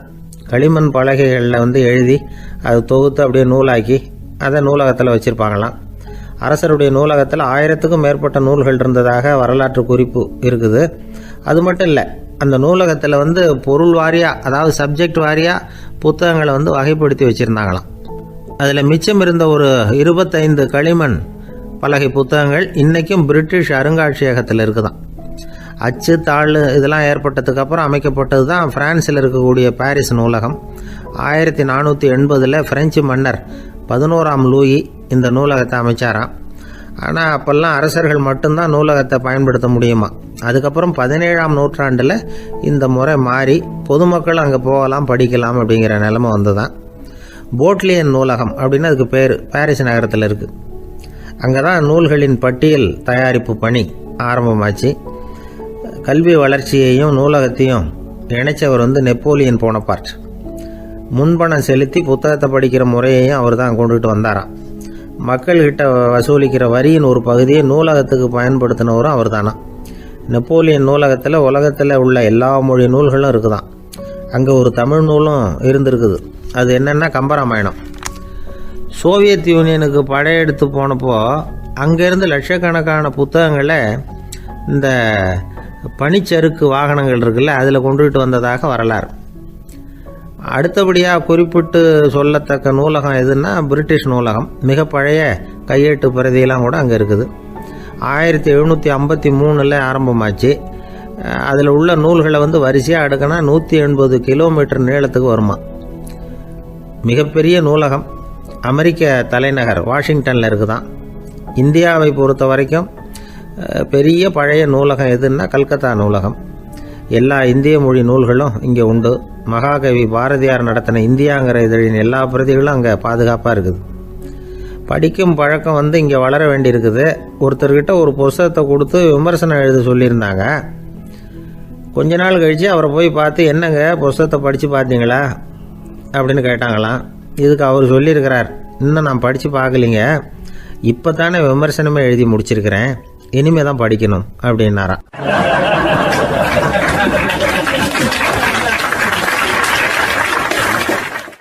என்ன சார் உங்கள் பையன் என்ன செஞ்சுக்கிட்டு இருக்கிறான் இப்போ அப்படின்னு கேட்டார் ஒருத்தர். அடிக்கடி கண்ணாடி முன்னாடி நின்று அழகு பார்த்துக்கிட்டு இருக்கிறான் சார் அப்படின்னாரு அப்பா. இளம் பருவம் இப்படி தான் இருக்கும், அதையெல்லாம் சாதாரணமாக நினச்சிடாதீங்க அப்படின்னாரு அவர். என்ன சார் சொல்கிறீங்க, கண்ணாடி முன்னாடி நின்றுக்கிட்டு நேரத்தை வீணாக்கிக்கிட்டு இருக்கான், அதை ஒரு பெரிய விஷயமா நான் நினைக்கணுமா அப்படின்னாரு இவர். இளம் பருவத்தில் இளைஞர்களுக்கும் சின்ன பொண்ணுங்களுக்கும் அடிக்கடி கண்ணாடியில் பார்க்கணும்னு தோணும். அது வெறுமனே அழகு பார்க்கறது மட்டும் இல்லை, அவங்க தங்களையே தேடி கண்டுபிடிக்கிற ஒரு முயற்சி அது. இது ஒரு மனோதத்துவ விளைவு. இது வரைக்கும் சின்ன பிள்ளையா இருந்துட்டோம், இனிமேல் நாமளும் மற்றவங்க மாதிரி மனிதர்கள் தான் அப்படிங்கிற உணர்வு அவங்களுக்கு வருது. தங்களோட முகம் எப்படி இருக்குது, அழகு எப்படி இருக்குது, உடம்பு நேரம் எப்படி இருக்குது, முடி எப்படி இருக்குது அப்படிங்கிறதையெல்லாம் கண்டுபிடிக்கிறாங்க. அதுக்கப்புறம் இன்னொரு ஆணோ பொண்ணோ தன்னை கவனிக்கணும் அப்படின்னு நினைக்கிறாங்க. இதெல்லாம் மனோதத்துவ உண்மைகள், இதெல்லாம் இயற்கை. இதை பார்த்துட்டு பெற்றவங்க பிள்ளைங்க கெட்டு போட்டாங்க அப்படின்னு நினைக்கக்கூடாது, அவங்கள திட்டிகிட்டே இருக்கக்கூடாது. இன்றைக்கி பல குடும்பங்களில் இதுதான் நடந்துக்கிட்டு இருக்குது. மனுஷ வாழ்க்கையிலேயே இப்படியும் இல்லாத அப்படியும் இல்லாத ஒரு பருவம் இளம் பருவம். 13லேருந்து 19 வயசுக்கு உட்பட்ட ஆண்கள் பெண்கள் இந்த வகையை சேர்ந்தவங்க, டீனேஜ் குரூப். இவங்களை சின்னவங்கன்னு நினச்சிட முடியாது, பெரியவங்கன்னு நினச்சிட முடியாது. இவங்க ரொம்ப சென்சிட்டிவ். சமூகம் நினச்சா இவங்களை நல்லவங்களாகவும் ஆக்கலாம், கெட்டவங்களாகவும் ஆக்கலாம். கொஞ்சம் அக்கறை எடுத்துக்கிட்டால் பெரிய பெரிய மேதைகளையும் விஞ்ஞானிகளையும் உருவாக்கலாம். ஆனால் நடக்கிறது என்ன தெரியுமா, அநேகமாக இவங்களை யாருமே சரியாக புரிஞ்சுக்கிறது இல்லை, இவங்களை சரியாக நடத்துறதும் இல்லை. இது வரைக்கும் நாம் சொல்கிறத கேட்டுக்கிட்டு இருந்தான், இப்போல்லாம் அவன் இஷ்டத்துக்கு நடக்க ஆரம்பிச்சுட்டான் அப்படின்னு வருத்தப்படுற பெற்றோர்கள் அதிகம். இது வருத்தப்படுற விஷயம் இல்லை, சந்தோஷப்பட வேண்டிய விஷயம். உங்கள் புள்ள சொந்தமாக யோசிக்க ஆரம்பிக்கிறதும் நடந்துக்க ஆரம்பிக்கிறதும் ஒரு தப்பான விஷயமா? அவன் கடைசி வரைக்கும் உங்கள் பேச்சையே கேட்டுக்கிட்டு இருக்கணுங்கிறது என்ன நியாயம்? இன்றைக்கி இளைஞர்களை பெரியவங்க தப்பாக புரிஞ்சுக்கிட்டு தவறாக நடத்துறதுனால தான் அவங்களுக்கு வெறுப்பு, எரிச்சல், மனக்கசப்பு எல்லாம் உண்டாகுது. பெற்றவங்க சரியாக மதிக்கிறது இல்லை அப்படிங்கிற ஒரே காரணத்தினாலேயே வீணாக போகிற பிள்ளைங்க இன்றைக்கி அதிகம். சரி, பெற்றவங்களுக்கு இன்றைக்கி என்ன தான் புத்தி சொல்ல வர்றீங்க அப்படின்னு கேட்குறீங்களா? நாம் எதையும் சொல்ல வரல, ஆனால் அது சம்பந்தமான சில நிபுணர்கள் சொல்லியிருக்கிறத உங்கள் காதில் போட்டு வைக்கலாம். அது என்னென்னா, பிள்ளைங்க கிட்ட அன்பு செலுத்துங்க. குழந்தையா இருந்தப்போ எவ்வளவு பாசமாக இருந்தீங்க, வளர வளர அதை ஏன் குறைச்சிக்கிறீங்க? பெற்றவங்களின் அன்பான வார்த்தைகளுக்கு ஏங்குறவங்க தான் இன்றைய இளைஞர்கள். அவங்க எதை சொன்னாலும் அதை அக்கறையாக காது கொடுத்து கேளுங்க, அலட்சியப்படுத்தாதீங்க. அவங்க விரும்புறது உங்ககிட்ட இருந்து ஒரு மதிப்பு, மரியாதை, அங்கீகாரம், இவ்வளவுதான். அவங்க அவங்களாவே முடிவுகள் எடுக்கட்டும், அதுக்கு நீங்கள் உதவியாக இருங்க, அது போதும். மற்றவங்க முன்னாடி, முக்கியமாக அவங்க நண்பர்கள் முன்னாடி அவங்கள பற்றி மட்டமாக பேசாதீங்க. அவங்கக்கிட்ட பொய் சொல்லக்கூடாது. நீங்கள் சொன்னது பொய்ன்னு தெரிஞ்சு போச்சுன்னா உங்கள் பேரில் அவங்களுக்கு இருக்கிற மதிப்பு போயிடும், நம்பிக்கை போயிடும். அவங்களுக்கு முன்னாடி நீங்கள் சண்டை போடக்கூடாது. உங்கள் பிள்ளைய எப்பவும் இன்னொரு பிள்ளையோட ஒப்பிட்டு பேசுகிற வேலையே வேணாம். கூட பிறந்த மற்றவங்களோட கூட ஒப்பிடக்கூடாது. இப்படி செஞ்சால் அவன் உங்ககிட்டையும் பிரியமாக இருக்க மாட்டான், அவங்ககிட்டையும் பிரியமாக இருக்க மாட்டான். புள்ள எங்கே போகிறான், என்ன பண்ணுறான் அப்படின்னுலாம் துப்பறிஞ்சிக்கிட்டு இருக்கக்கூடாது. இளைஞர்கள் தனிமையை விரும்புகிறவங்க. அவங்கள பெட்டியில் வச்சு மூடி பாதுகாக்கணும்னு நினைக்கக்கூடாது. அவங்கள எப்படி பாதுகாக்கிறது அப்படிங்கிறது அவங்களுக்கே தெரியும். உங்கள் புள்ள எப்படி நடந்துக்கணும்னு நீங்கள் எதிர்பார்க்குறீங்களோ அது மாதிரி நீங்கள் நடந்து காட்டுங்க, அது போதும். ஒரு வீட்டில் அப்பாவும் அம்மாவும் பேசிக்கிட்டு இருக்கிறாங்க. என்னங்க, நம்ம பொண்ணு பெரியவளாயிட்டா, அடிக்கடி கண்ணாடி முன்னாடி போய் நின்றுக்கிட்டு இருக்கிறா, சீக்கிரமாக ஒரு பையனை பார்த்து கல்யாணத்தை முடிக்காமல் இப்படி மசன்னு கல் மாதிரி உட்காந்துருக்குறீங்களே அப்படின்னு சத்தம் போட்டாங்க அந்த அம்மா. அவசரப்படாத, பார்க்கறதுக்கு கண்ணுக்கு அழகாக லட்சணமாக புத்திசாலியாக ஒரு பையன் கிடைக்க வேணாமா, அதுதான் பார்த்துக்கிட்டு இருக்கிறேன் அப்படின்னார் அப்பா.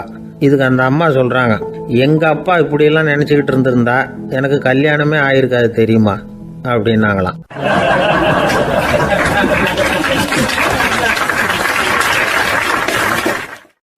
ஒருத்தர் ரொம்பவும் மகிழ்ச்சியாக வந்துக்கிட்டு இருந்தார். என்ன விஷயம்னு விசாரித்தேன். நான் தோற்று போயிட்டேன், அதுதான் மனசுக்கு மகிழ்ச்சியாக இருக்குது அப்படின்னார்.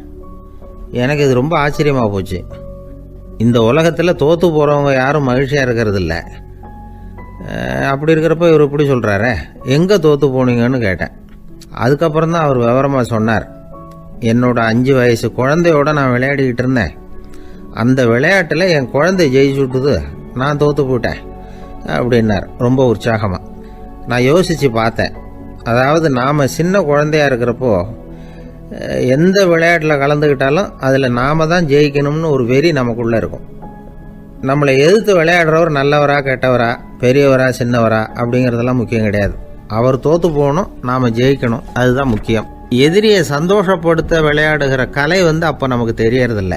வாழ்க்கையில் ஒரு பக்குவம் வந்ததுக்கு அப்புறம் வெற்றி பெறணுங்கிற மன அழுத்தம் போயிடுது. போட்டியில் ஜெயிக்கணுங்கிறத விட குழந்தையை சந்தோஷப்படுத்தணுங்கிறது முக்கியமாக போச்சு. ஜெயிக்கணுங்கிற வெறி ஓடி போட்டுது. ஒரு குழந்தையா இருந்தப்போ நம்ம வளர்ச்சிக்கு உதவிய வெறி பெரியவனானதுக்கு பிறகு நமக்கு எதிரியாக மாறுது. அதை சரியான சமயத்தில் நாம் புரிஞ்சுக்கிட்டோம்னா போதும், நாம் பொழைச்சிக்கலாம். ஒவ்வொரு மனுஷனுமே வாழ்க்கையோட அடுத்த கட்ட வளர்ச்சியில் அடி எடுத்து வைக்கிற நேரத்தில் தன்கிட்ட இருந்து ஏதோ ஒரு குணத்தை அல்லது தன் குணம் இருந்த ஏதோ ஒரு உறவை நாம் இழக்கத்தான் வேண்டியிருக்குது. ஒரு கட்டம் வரைக்கும் உதவியாக இருந்த குணம் அடுத்த கட்டத்துக்கு தடையாக கூட மாறிடலாம். இந்த பரிமாண மாற்றத்துக்கு உள்ளாகிற ஒவ்வொருத்தரும் பிரத்யட்சமாக இதை உணர்றாங்க.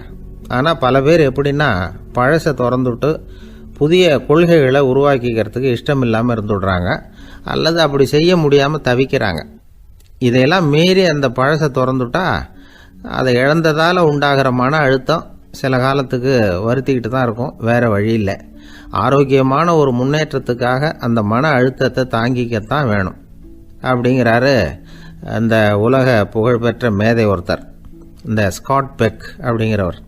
பிறந்த நாள் முதல் இதுதான் சரி அப்படின்னு கற்பிக்கப்பட்டு வந்த ஒவ்வொரு தத்துவத்தையும் தங்களுடைய வளர்ச்சிக்கு தகுந்த மாதிரி மாற்றி அர்த்தப்படுத்தி கொள்ள முடியாமல் வாழ்க்கை சூழல்ல அப்படியே அரைப்பட்டு தூளாகிறவர்கள் தான் ரொம்ப தவிக்கிறாங்களாம். இதுதான் அவருடைய கருத்து. பெரும்பாலும் மனிதர்களுடைய நடுத்தர வயசில், அதாவது 30 தாண்டுகிற சமயத்தில் தான் இந்த தவிப்பு உண்டாகுதான். இதை தான் மேற்கத்திய நாடுகளில் அடிக்கடி மிட் லைஃப் கிரைசிஸ் அப்படின்னு சொல்கிறாங்க. அப்பப்போ பழசையெல்லாம் தொலைச்சி விட்டு புதுசாக பிறக்கிறதுக்கு கற்றுக்கணும். ஒவ்வொரு நிமிஷத்தையும் அந்த நிமிஷத்துக்கு ஏற்ற சித்தாந்தம் கொண்டவர்களாக சந்திப்போம் அப்படிங்கிறார் அந்த உளவியல் நிபுணர். இப்படி பழகிக்கிட்டால் வாழ்க்கை இன்பமயம், இல்லைன்னா தவிப்பு மயம்தான். பழசை தொலைக்க முடியாதவர்களில் எத்தனையோ பேர் உண்டு, எத்தனையோ ரகம் உண்டு. அதில் வேடிக்கையான நண்பர்களும் உண்டு. ஒருத்தர் நண்பர் வீட்டுக்கு போனார். அவர் ஏதோ இனிப்பு பலகாரம் கொடுத்து சாப்பிட சொல்லியிருக்கிறாங்க அவங்க வீட்டில். இவர் சாப்பிட்டு பார்த்துட்டு சொன்னாராம், சார் 6 மாதத்துக்கு முன்னாடி ஒரு தடவை இங்கே வந்தேன், அப்போது ஒரு இனிப்பு பலகாரம் கொடுத்தீங்க, அது இதை விட நல்லா இருந்தது சார் அப்படின்னாராம். அப்போ செஞ்ச அதே இனிப்பு பலகாரம் தான் சார் இதுவும் அப்படின்னாராம் அவர்.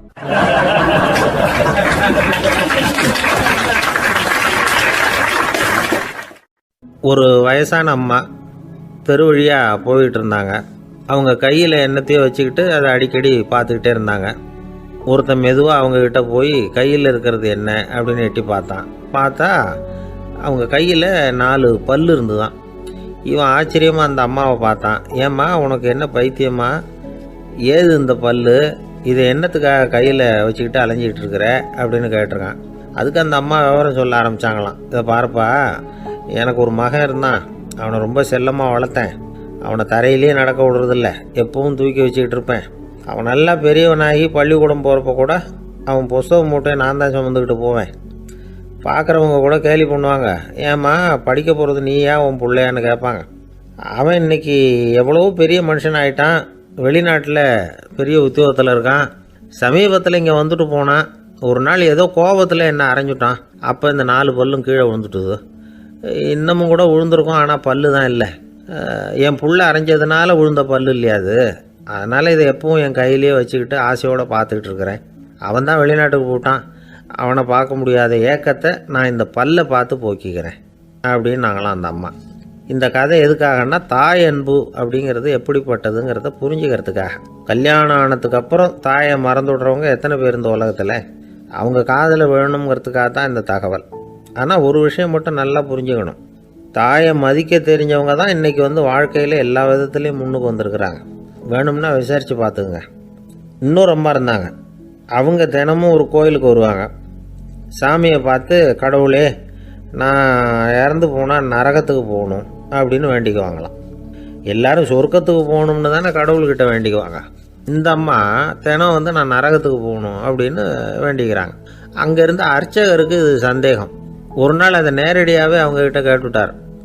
அதுக்கு அந்த அம்மா பதில் சொன்னாங்களாம், ஐயா, எனக்கு கல்யாணம் ஆகி ரொம்ப நாள் வரைக்கும் குழந்தை பாக்கியம் இல்லாமல் இருந்தது. கோயில் குளம் எல்லாம் சுற்றி வந்தேன். ரொம்ப நாள் கழித்து ஒரு குழந்தை பிறந்தது, ஆண் குழந்தை. அவனை நான் ரொம்ப செல்லம் கொடுத்து வளர்த்தேன். அதோட விளைவு என்ன ஆச்சுன்னா, அவன் ரொம்ப மோசமாக ஆயிட்டான். கெட்ட பழக்க வழக்கம்லாம் கற்றுக்கிட்டான். அவன் இறந்து போனால் நிச்சயம் அவனுக்கு நரகம்தான் கிடைக்கும். அந்த அளவுக்கு கெட்டவன் அவன். அப்படிப்பட்ட காரியங்கள்லாம் பண்ணிகிட்ருக்கான், எனக்கு தெரியும். இவனுக்காக நரகத்தில் கூட யாரும் தயவு காட்ட மாட்டாங்க, தாட்சண்யம் காட்ட மாட்டாங்க. அதனால் இவனுக்கு முந்தி நான் இறந்து நரகத்துக்கு போயிட்டா அங்கே இவனை கவனிச்சிக்கலாமே, இவனுக்கு பணிவிடை செய்யலாமேன்னு பார்க்குறேன் அப்படின்னு நாங்களாம். அதனால தான் நான் நரகத்துக்கு போகணும்னு தினம் ஆண்டவனை வேண்டிகிட்டு இருக்கிறேன் அப்படின்னு கண்கலங்கி அந்த அம்மா சொன்னாங்களாம். அதுதான் தாய் உள்ளம்ங்கிறது. தாயின் பெருமையை சரியாக உணர்ந்துட்டா அவங்களுக்கு எப்பவும் எந்த கஷ்டமும் வராது. இது ஏதோ உபதேசத்துக்காக சொல்கிற வார்த்தை இல்லை, உண்மையான வார்த்தை. இந்த விவரத்தையெல்லாம் நண்பர் ஒருத்தர்கிட்ட சொல்லிகிட்டு இருந்தேன். அவர் கொஞ்ச நாள் கழித்து என்னை தேடி வந்தார். அவர் கையிலேயே 4 பல்லு வச்சுருந்தார். என்னங்க ஆச்சு, ஏதுங்க அந்த பல்லு அப்படின்னு விசாரித்தோம். உங்கள் உபதேசத்தை கேட்டுட்டு இந்த உலகத்தில் எல்லாரையும் தாயாக நினைக்க ஆரம்பிச்சிட்டேன். ஒரு அம்மாவை கடத்தரில் பார்த்து தாயேன்னு கூப்பிட்டேன். அவங்க உடனே பலார்னு என்னை அரைஞ்சிட்டாங்க. பல்லு விழுந்துட்டுது. அதை தான் பொறுக்கி எடுத்துக்கிட்டு நேராக உங்களை தேடி வந்துக்கிட்டு இருக்கிறேன்னார். தாயேன்னு தானே கூப்பிட்டீங்க, அதுக்கே அரைஞ்சாங்க அப்படின்னு கேட்டோம். நான் தாயேன்னு கூப்பிட்டது அவங்க காதில் நாயேன்னு விழுந்துட்டு தான், அதுதான் இப்படி ஆயிட்டுது அப்படின்னார்.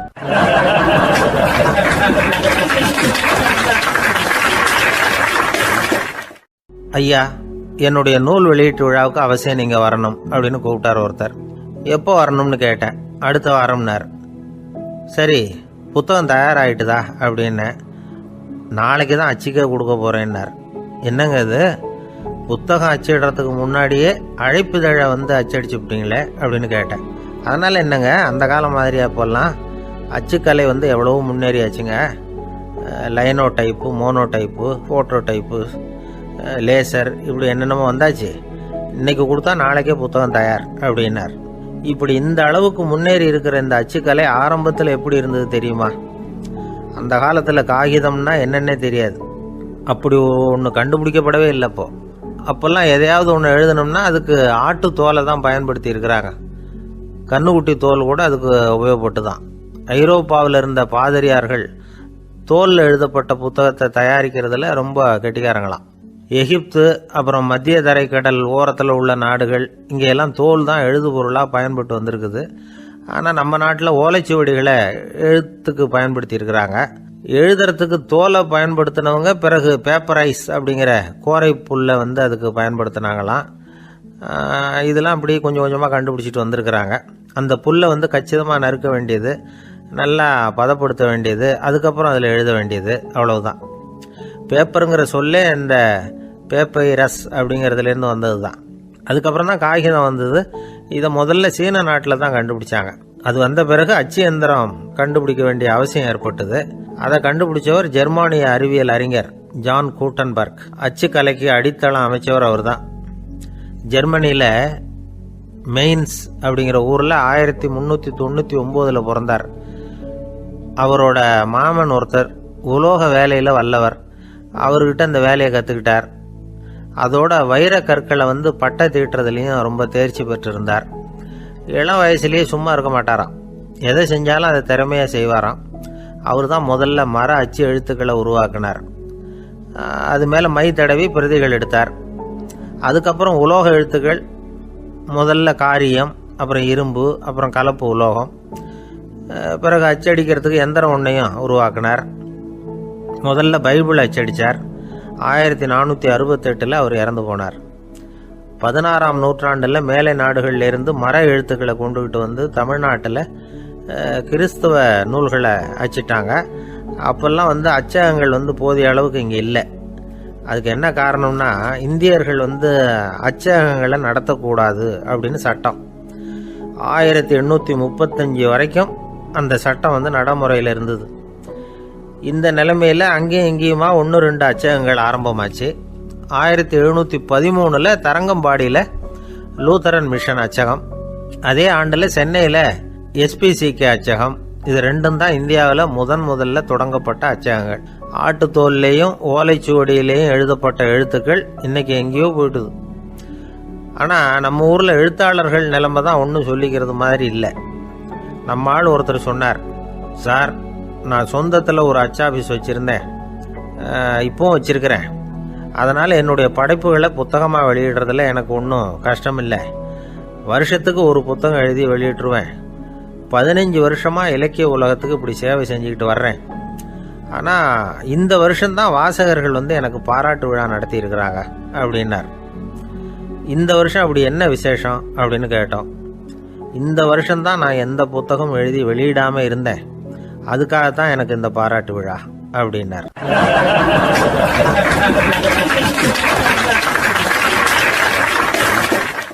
ஒரு ஆஃபீஸில் வேலை பார்க்குற ஒருத்தர் ஏதோ தப்பு பண்ணிவிட்டார். உடனே மேல் அதிகாரி அவரை கூப்பிட்டு அனுப்புனார். நீ செஞ்சது தப்புன்னார் கோபமா. இது ஒரு ரகம். சில அதிகாரிகள் இப்படி நீங்கள் செஞ்சது தப்புன்னு சொல்கிறதில்ல, நீங்கள் செஞ்சது சரி அப்படின்னு சொல்கிறதில்ல. எப்படி சொல்லுவாங்கன்னா, நீங்கள் செஞ்சது சரியில்லைன்னு நான் நினைக்கிறேன் அப்படின்னு சொல்லுவாங்களாம். அதாவது சில பேர் நீங்கள் செஞ்சது தப்புங்கிறாங்க, அதையே மாற்றி சொல்கிறாரு இவர், நீங்கள் செஞ்சது சரியில்லைன்னு நினைக்கிறேன். இது ரெண்டும் அர்த்தம் ஒன்று தான், இருந்தாலும் வார்த்தைகள் வித்தியாசம். நிர்வாக திறமை இல்லாத ஒரு அதிகாரி யூ ஆர் ராங் அப்படின்னு சொல்லுவாராம். நிர்வாக திறமை உள்ள அதிகாரியாக இருந்தால் அதையே கொஞ்சம் மாற்றி I think you are not correct அப்படிம்பாராம். இதுதான் வித்தியாசம். இருந்தாலும் வார்த்தைகளை உபயோகப்படுத்துகிற விதத்தை வச்சு தான் வேலை நல்லா நடக்கிறதும் நடக்காததும் இருக்குது. விவரம் தெரிஞ்சவங்க என்ன சொல்கிறாங்க தெரியுமா? Be a leader not a boss அப்படிங்கிறாங்க. ஒரு லீடராக பாஸாக இருக்காதே அப்படிங்கிறாங்க. சரி, அப்படின்னா லீடருக்கும் பாஸுக்கும் வித்தியாசம் உண்டா அப்படின்னு கேட்டால் இருக்குன்னு சொல்கிறாங்க. லீடருங்கிறவர் வேற, பாஸுங்கிறவர் வேற. ஒரு லீடர் எப்படி நடந்துக்குவார், ஒரு பாஸ் எப்படி நடந்துக்குவார், இதை முதல்ல நாம் தெரிஞ்சுக்கணும். அவங்க எப்படி நடந்துக்குவாங்க அப்படிங்கிறதுக்கு சில விவரங்கள் இருக்குது. அதை கேட்டோம்னா நாம் புரிஞ்சுக்கலாம் அதை. அதாவது பாஸுங்கிறவர் விரட்டிக்கிட்டே இருப்பார், லீடருங்கிறவர் ஊக்கப்படுத்திக்கிட்டே இருப்பார். நாளைக்கு சாயந்தரத்துக்குள்ளே அந்த வேலையை செஞ்சு முடிக்கலைன்னா தொலைச்சி விடுவோம் தொலைச்சி அப்படிம்பார் அவர். இவர் எப்படி சொல்லுவார்னா, இது வரைக்கும் நீங்கள் செஞ்சுருக்கிற வேலை ரொம்ப அற்புதம் அப்படிம்பார். பாஸுங்கிறவர் அதிகாரத்தை நம்பி செயல்படுறவர், லீடருங்கிறவர் நல்லெண்ணத்தை நம்பி செயல்படுறவர். நம்மக்கிட்ட அதிகாரம் இருக்குது, பவர் இருக்குது, அதனால் காரியத்தை சாதிச்சுடலாம் அப்படின்னு நினைக்கிறவர் அவர். மற்றவங்க கிட்ட ஒரு நல்ல அபிப்பிராயத்தை சம்பாதிச்சுக்கிட்டு அது மூலமாக காரியங்களை சாதிக்கிறவர் இவர். பாஸுங்கிறவர் பயத்தை உண்டு பண்ணுவார், லீடருங்கிறவர் அன்பை பரவ செய்வார். அதை செய்யலைன்னா ஆடிட்டில் தகராறாயிடும், இது செய்யலைன்னா இன்க்ரிமெண்ட்டு கட் ஆகிடும், இப்படி ஏதாவது சொல்லி பயமுறுத்திக்கிட்டே இருப்பார் அவர். இவர் அப்படி இல்லை. உடம்பு இப்படி இருக்குது, வீட்டில் எல்லோரும் சௌக்கியமாக இருக்கிறாங்களா, ஆஃபீஸில் எல்லாம் வசதியாக இருக்குதா, நான் ஏதாவது உதவி செய்யணுமா அப்படின்னு அன்புக்கு முக்கியத்துவம் கொடுப்பார். பாஸுங்கிறவர் எதுக்கு எடுத்தாலும் நான் சொல்லிகிட்டு இருப்பார், லீடருங்கிறவர் நாமன்னு சொல்லிகிட்டு இருப்பார். பாஸுங்கிறவர் தப்புக்கு காரணம் யாருன்னு பார்ப்பார், லீடருங்கிறவர் தப்பு என்னன்னு பார்ப்பார். இதுதான் ரெண்டு பேருக்கு வித்தியாசம். The boss shows who is wrong, the leader shows what is wrong அப்படின்னு சொல்லுவாங்க. இந்த காரியம் எப்படி செய்யப்பட்டிருக்கு அப்படின்னு தெரிஞ்சுக்கிறவர் பாஸ். இந்த காரியத்தை எப்படி செய்யணும்னு செஞ்சு காட்டுறவர் லீடர். பாஸுங்கிறவர் பணியாளர்களை திட்டுவார், லீடர் மரியாதைக்குரியவராக நடத்துவார், அதுக்குரியவராக அவர் நடந்துக்குவார். செய்கிற வேலையை ஒரு சுமையாக நினைக்க வைக்கிறவர் பாஸ், செய்கிற வேலையை ஒரு சந்தோஷமாக ஆக்கிறவர் லீடர். ஒரு முதலாளியாக இருக்கிறவர் அல்லது ஒரு நிர்வாகியாக இருக்கிறவர் இது மாதிரியான நுணுக்கங்களை எல்லாம் தெரிஞ்சு வச்சுக்கிறது நல்லது. ஒரு பாஸ் இருக்கார், அவர் ஒரு நாள் ரொம்ப பெருமையாக தன்னோட ஆஃபீஸை பற்றி பேசிக்கிட்டு இருந்தார். எனக்கு கீழே 200 பேர் வேலை செய்கிறாங்க சார், நான் ஒரு கோடு கிழிச்சா அவங்க அதை தாண்டாத அளவுக்கு நான் நடந்துக்கிறேன் சார் அப்படின்னார் அவர். அது எப்படி முடியுது உங்களால் அப்படின்னு கேட்டோம். நான் கோடே கிழிக்கிறதில்ல சார் அப்படின்னார்.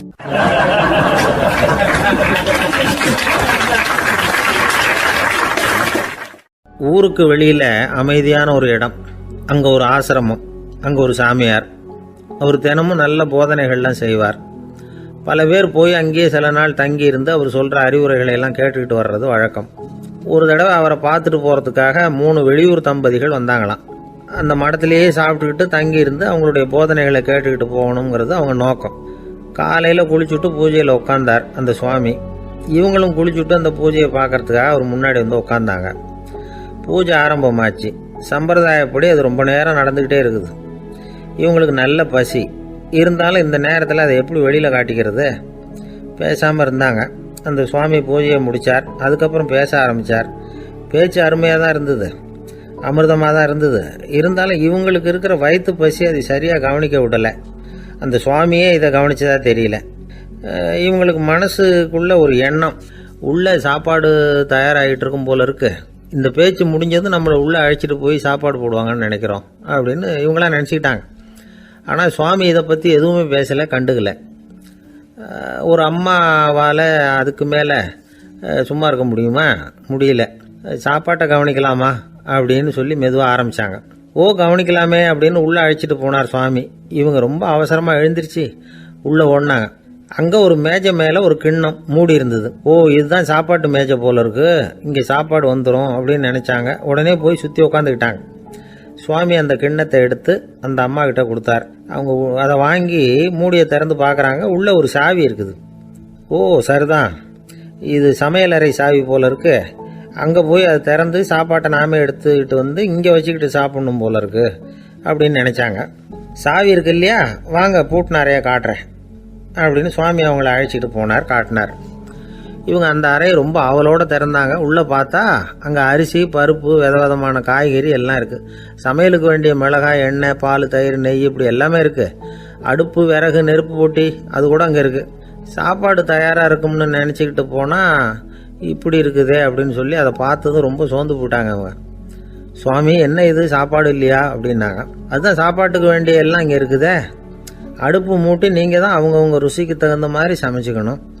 இந்த சன்னியாசிக்கு எப்படி சமைக்க தெரியும் அப்படின்னு கேட்டார் சுவாமி. சாப்பாடு தயாராக இருக்கும்னு நாங்கள் எதிர்பார்த்தோம் அப்படின்னாங்க. நீங்கள் இப்படி சொல்லுவீங்கன்னு நானும் எதிர்பார்த்தேன். இது வரைக்கும் நான் எவ்வளவோ தத்துவம்லாம் எடுத்து சொன்னேன். எல்லாத்தையும் விட இதுதான் அனுபவபூர்வமான தத்துவம். ஆண்டவன் நமக்கு நல்ல மனசை கொடுத்துருக்குறான், நல்ல வாய்ப்புகளையும் தந்திருக்கிறான்.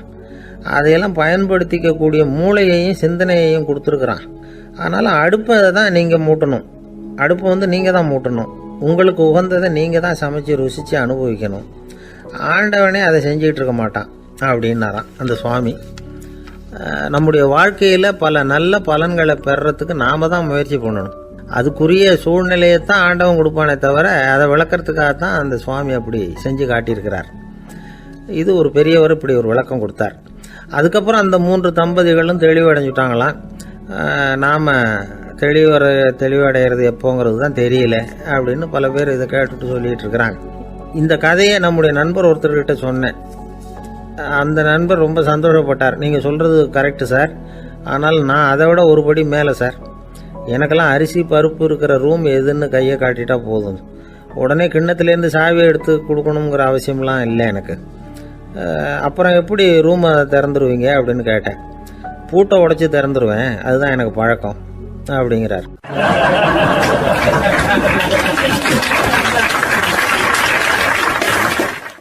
ஒருத்தர் மனசில் நிம்மதி இல்லாமல் உட்காந்துருந்தார். என்ன சார் விஷயம் அப்படின்னு விசாரித்தேன். அகலக்கால் வச்சுட்டேன், அதுதான் அவதிப்படுறேன்னார். விவரமாக சொல்லுங்கன்னு. வீடு கட்டணும்னு ஆரம்பித்தேன், வேலை பாதியிலேயே நிற்கிது, கையில் பணம் இல்லை அப்படின்னார். இது மாதிரி ஆசாமிகள் பல பேரை நீங்கள் பார்த்துருக்கலாம். இவங்கெல்லாம் சுலபமாக மன அழுத்தத்துக்கு ஆளாயிடுறாங்க. மன உளைச்சல், அதாவது ஸ்ட்ரெஸ் அப்படின்னு சொல்கிறோமே, அதுக்கு அடிப்படையான சில காரணங்கள் உண்டு. அதாவது மிகையாக திட்டமிடுதல் அப்படிங்கிறதும் ஒரு முக்கியமான காரணம்.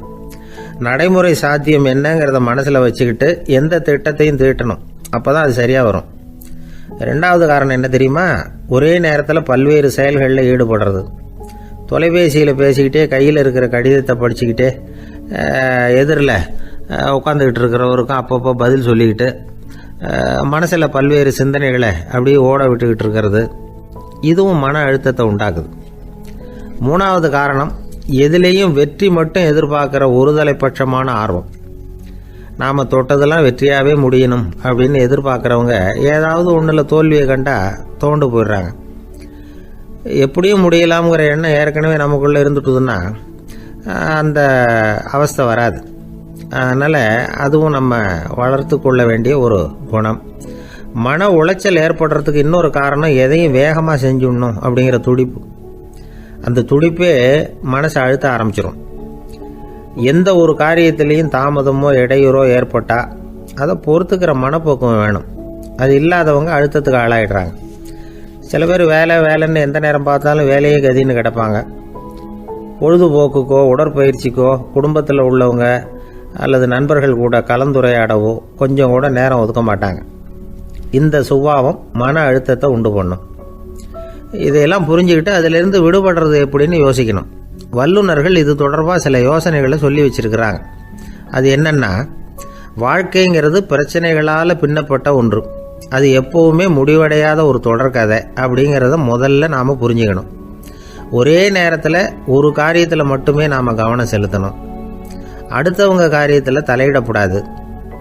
எதையும் பேச ஆரம்பிக்கிறதுக்கு முன்னாடி நம்மை நாமே கேட்டுக்க வேண்டிய கேள்வி 2. 1, நான் சொல்ல போகிறது ரொம்ப முக்கியமானதா? 2வது, நான் சொல்கிறத அவங்க கேட்குறதுக்கு ஆசைப்படுறாங்களா? நான் பேசுகிறதுக்கு அது சரியான நேரம் தானா? இதை யோசித்து பார்த்ததுக்கப்புறம் எதையும் பேச ஆரம்பிக்கணும். முடிஞ்ச அளவுக்கு வளைந்து போகிற சுபாவத்தை வளர்த்துக்கணும். நம்ம நேரம் விலை மதிப்பு இல்லாதது. அதை வீணாக்கக்கூடாது. சிரிக்க தெரியலனாலும் பரவாயில்ல, முகத்தில் கொஞ்சம் புன்முறுவலாவது காட்டணும். இதெல்லாம் ரொம்ப முக்கியம். அடுத்தவங்க ஏதாவது செஞ்சால் உடனே நன்றி சொல்ல மறக்கக்கூடாது. தினமும் கொஞ்சம் நேரத்தை தனிமையில் செலவு பண்ணணும். மன உளைச்சலிருந்து விடுபடுறதுக்கு 3 முக்கிய வழிகள் சொல்கிறாங்க. அதை சுருக்கமாக ரெட் அப்படின்னு சொல்கிறாங்க. RED ஆங்கில எழுத்தில். அந்த முதல் எழுத்து R, அது என்னென்னா ரிலாக்ஸேஷன், அதாவது இடை ஓய்வு. 2வது E எக்ஸர்சைஸ், உடற்பயிற்சி. 3வது டயட், திட்டமிட்ட உணவு முறை. அதனால் தியானம், மூச்சு பயிற்சி இதெல்லாம் இந்த இடை ஓய்வுக்கு வழிகள். எந்த வேலையையும் தொடர்ந்து செய்யக்கூடாது. எல்லார்கிட்டையும் கலகலப்பாக பழகணும். மாதத்துக்கு ஒரு நாளாவது குடும்பத்தோடு வெளியில் போயிட்டு வரணும். சுலபமான உடற்பயிற்சிகளை செய்யலாம். உடற்பயிற்சிங்கிறது நமக்காக நாம் செய்கிற ஒரு நீண்டகால முதலீடு அப்படின்னு சொல்லுவாங்க. அதாவது லாங் டேர்ம் இன்வெஸ்ட்மெண்ட்டாக. அளவோடு சாப்பிட்ணும், மெதுவாக சாப்பிட்ணும். இதெல்லாம் கொஞ்சம் மனசில் வச்சுக்கிட்டு நடந்துக்கிட்டால் மகிழ்ச்சியாக வாழலாம். சில பேர் சாப்பாட்டு விஷயத்தில் ரொம்ப அக்கறை எடுத்துக்கிறது உண்டு. ஒரு குண்டு ஆசாமி சாப்பிட உக்காந்தார். முதல்ல ஒரு மாத்திரை சாப்பிட்டார். எதுக்குன்னு கேட்டோம். பசி எடுக்கிறதுக்குன்னார். சாப்பிட்டு முடித்தார். பிறகு மறுபடியும் ஒரு மாத்திரை சாப்பிட்டார். இது எதுக்குன்னு கேட்டோம். சாப்பிட்டது ஜீரணமாகறதுக்கு அப்படின்னார்.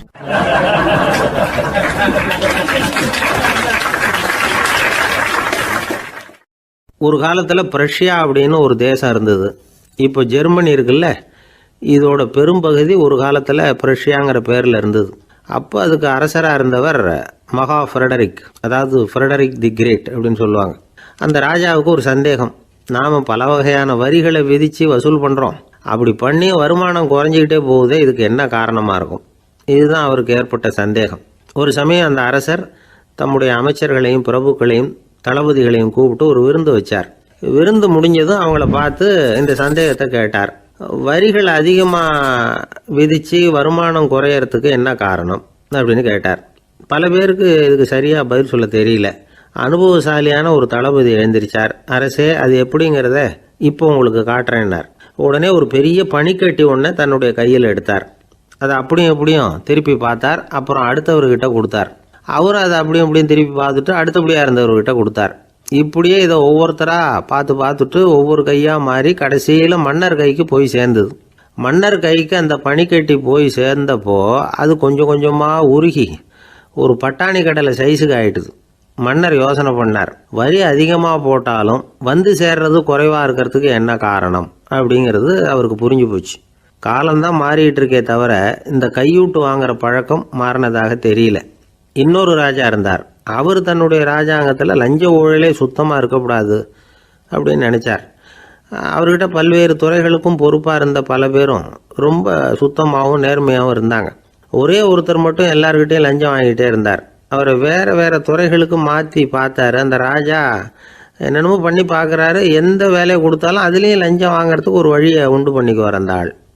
ராஜாவுக்கு இது ஒரு பெரிய தலைவலியாக போட்டுது. இவர் என்ன பண்ணுறது, இவருக்கு என்ன வேலையை கொடுக்கறது, கொஞ்சம் கூட லஞ்சம் வாங்குறதுக்கு சான்ஸே இல்லாத ஒரு வேலையை கொடுக்கணும் அப்படின்னு திட்டம் போட்டார். ஒரு நாள் அவருக்கு அந்த உத்தரவும் போட்டுட்டார். அதாவது அவருக்கு என்ன வேலைன்னா, கடற்கரையில் தான் அவருக்கு ஆஃபீஸ், அங்கேயே இருந்துக்க வேண்டியது. தினமும் எத்தனை கடல் அலை கரையில் வந்து மோதுது அப்படிங்கிறத கணக்கு எடுத்து ராஜாவுக்கு தெரிவிக்க வேண்டியது. இதுதான் அவருக்கு வேலை. பேசாமல் அலையை எண்ணிட்டு உட்காந்துருக்கிட்டோம், அப்போவாவது அவர் லஞ்சம் வாங்குகிற சந்தர்ப்பம் இல்லாமல் போயிடும் அவருக்கு அப்படின்னு நினச்சார் ராஜா. இந்த ஆள் கடற்கரைக்கு போய் டியூட்டியில் ஜாயின் பண்ணிக்கிட்டார். ஒரே மாதத்தில் அங்கே சொந்தமாக ஒரு பிரம்மாண்டமான மாளிகை கட்டிவிட்டார். ராஜாவுக்கு இது பெரிய ஆச்சரியமாக போச்சு. அலையை என்ற வேலையில் அந்த ஆள் எப்படி பணம் சம்பாதிச்சார் அப்படின்னு விசாரித்து பார்த்தார் அக்கம் பக்கத்தில். அந்த ஆள் என்ன பண்ணியிருக்கிறாருன்னா, கடற்கரையில் போய் பொறுப்பை ஏற்றுக்கிட்ட உடனே அங்கே இருந்த மீனவர்கள்கிட்ட எல்லாம் இந்த கரையில் வந்து ஒரு நாளில் வந்து மோதுற அலைகள் எத்தனை அப்படின்னு கேட்டிருக்காரு. அது எப்படிங்க தெரியும்னு இருக்காங்க அவங்க. தினமும் அந்த எண்ணிக்கை தெரியணும், நம்ம ராஜாவுக்கு தினமும் அறிக்கை அனுப்பணும், டெய்லி ரிப்போர்ட்டு. தவறுனா நீங்கள் இந்த கடலில் போய் மீன் பிடிக்கிறதுக்கு ராஜாவோட அனுமதி கிடைக்காது அப்படின்ட்டுருக்காரு. உடனே மீனவர்களும் பயந்து போட்டாங்க. கடலுக்கு போகிறதுக்கு அனுமதி இல்லைன்னா பட்டினி கிடக்கிறது மாதிரி ஆகிடுமே. மெதுவாக அந்த ஆளுகிட்ட போனாங்க, காதோட காதாக சொன்னாங்க, ஐயா எங்களால் வந்து கடல் அலையை வந்து எண்ண முடியாது, தினமும் எங்களால் முடிஞ்சதை உங்களுக்கு பணமாக கொடுத்துட்றோம், நீங்கள் தான் ராஜா கிட்ட சிபாரிசு பண்ணி நாங்கள் தொடர்ந்து மீன் பிடிக்கிறதுக்கு அனுமதி வாங்கி கொடுக்கணும் அப்படின்னு வேண்டிக்கிட்டாங்க. பணம் தினமும் வந்து சேர ஆரம்பிச்சுட்டுது. பதவியில் மற்ற பதவியோட இந்த பதவி எவ்வளவோ மேல் அப்படின்னு நினச்சிட்டான் அந்த ஆள். அது மட்டும் இல்லை, தயவு பண்ணி என்னை இந்த இடத்த விட்டு மாற்றி விடாதீங்க சார் அப்படின்னு வேற கேட்க ஆரம்பிச்சிட்டானா.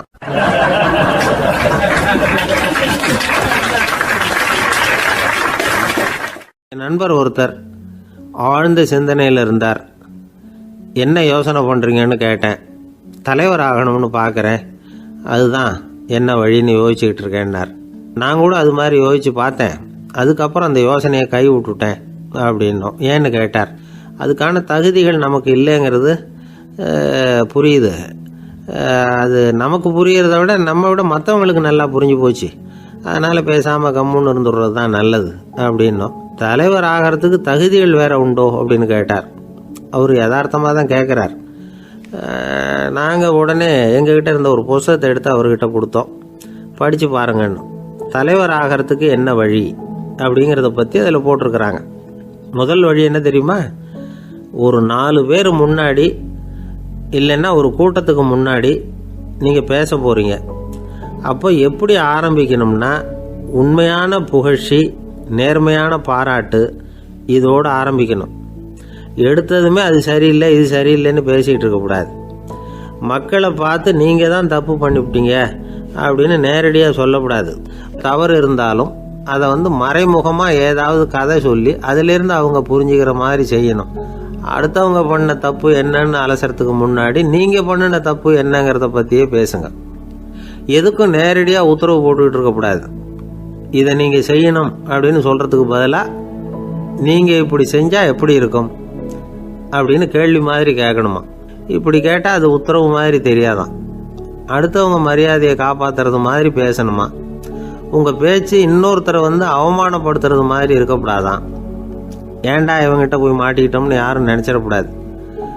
ஒவ்வொரு சின்ன வளர்ச்சியையும் பாராட்டணும். வெற்றி வந்து சாதாரணமாக இருந்தாலும் பாராட்டாமல் இருந்துடக்கூடாது. பாராட்டும் பொழுது தாராளமாக இருக்கணும், குறை சொல்லும் பொழுது கவனமாக இருக்கணும். வாய்க்கு வந்தபடி பேசிவிட்டா அதுக்கப்புறம் வகையாக மாட்டிக்கிட்டு முழிக்க வேண்டியிருக்கும். நீங்கள் பேசுகிறது இன்னொருத்தருக்கு ஒரு கௌரவத்தையும் மரியாதையும் உண்டு பண்ணுறது மாதிரி இருக்கணும். நீங்கள் பேசுகிறது அடுத்தவங்களுக்கு இருக்கிற கொஞ்ச நெஞ்ச மரியாதையும் எடுத்து விடுறது மாதிரி இருக்கக்கூடாது.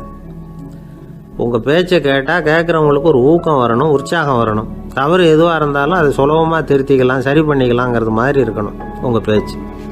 அடுத்தவங்களை சந்தோஷப்படுத்துங்க. உங்கள் யோசனையை கேட்டு நடந்துக்கிறதுனால அந்த சந்தோஷம் அவங்களுக்கு கிடைக்கணும். இந்த தகுதியெல்லாம் உங்ககிட்ட இருந்தால் நீங்கள் ஒரு சிறந்த தலைவராகலாம் அப்படின்னு அந்த புஸ்தகத்தில் போட்டிருக்கு. இந்த காலத்தில் வந்து தலைவர் ஆகிறதுக்கு வேறு சில தகுதிகள்லாம் கூட தேவைப்படுது. ஒரு புள்ள வந்து தன்னுடைய அப்பா கிட்ட, அப்பா உன்ன மாதிரியே நானும் அரசியலில் சேரணும், தலைவர் ஆகணும்னு ஆசைப்படுறேன், இன்னையிலேருந்து எனக்கு அரசியல் பாடம் கற்றுக் கொடு அப்படின்னு கேட்டிருக்கான்.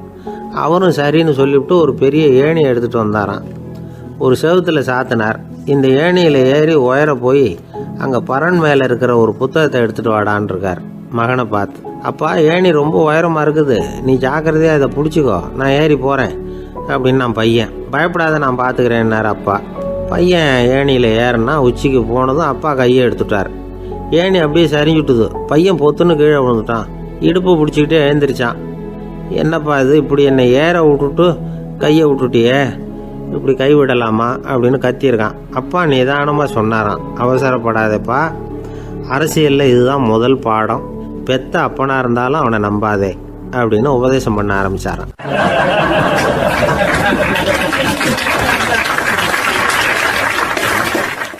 கிபி 1078 வருஷம் மார்ச் மாதம் 19ஆம் தேதி திங்கட்கிழமை அதிகாலை நேரம் ஒரு குழந்தை பிறந்தது. எங்க தெரியுமா? காஸ்பியன் கடலுக்கு தெற்கே பாரசீக மொழி வழங்கிய தபரிஸ்தான் மாநிலத்துல ஜீலான்கிற புனித நகர், அதோட புறநகர் பகுதியில உள்ள நீப்புங்கிற ஊர்ல தான் அந்த குழந்தை பிறந்தது. அந்த இடம் இப்போ ரஷ்யாவில் இருக்கு. அந்த குழந்தை யாருன்னு நினைக்கிறீங்க? அதுதான் முஹித்தீன் பெருமான், ஆன்மீக சாதனைகள் புரிந்த மகான் முஹித்தீன் ஆண்டகை. தன்னுடைய 18வது வயசுல உயர்கல்விக்காக ஜீலான் நகரத்தை விட்டு பகுதாத் நகரத்துக்கு புறப்பட்டு போறார். இளம் பிராயம் தானே, அதனால துணைக்கு ஒரு வர்த்தக கூட்டத்தோட சேர்ந்து போயிட்டு இருக்கிறார். ரொம்ப தூரம் போகணும். ஒவ்வொரு இடமா தங்கி தங்கி போயிட்டு இருக்கிறாங்க. ஒரு இடத்துல ஒரு கொள்ளை கூட்டம் பயங்கரமான ஆயுதங்களோட அவங்கள வழிமறிச்சுட்டுது. அந்த வர்த்தக கூட்டம் வச்சிருந்த பொருள்களை எல்லாம் அவங்க பறிச்சு விடுறாங்க. இவங்களும் பயந்துகிட்டு இருந்தது எல்லாத்தையும் அவங்க கிட்ட கொடுத்துடுறாங்க. முஹித்தீன் ஆண்டகை மட்டும் இதையெல்லாம் பார்த்துக்கிட்டு தனியா ஒதுங்கி நிற்கிறார். ஒரு 18 வயசு பையன் மட்டும் இப்படி தனியா அநாத சிறுவன் மாதிரி நின்றுட்டு இருக்கிறத அந்த கொள்ளை கூட்டத்தில் இருந்த ஒருத்தன் பாக்குறான். கிட்ட நெருங்கி வர்றான். அலட்சியமாவும் கிண்டலாவும் உங்ககிட்ட ஏதாவது இருக்குதா அப்படின்னு கேக்குறான். இவங்கிட்ட என்ன இருக்க போகுது அப்படிங்கிற நம்பிக்கையில அவன் அப்படி கேக்குறான். உடனே இவரு, ஓ இருக்குதே, என்கிட்ட 40 தீனார் இருக்கு அப்படிங்கிறார். இப்படி சொல்லியும் அந்த கொள்ளைக்காரனுக்கு நம்பிக்கை வரல.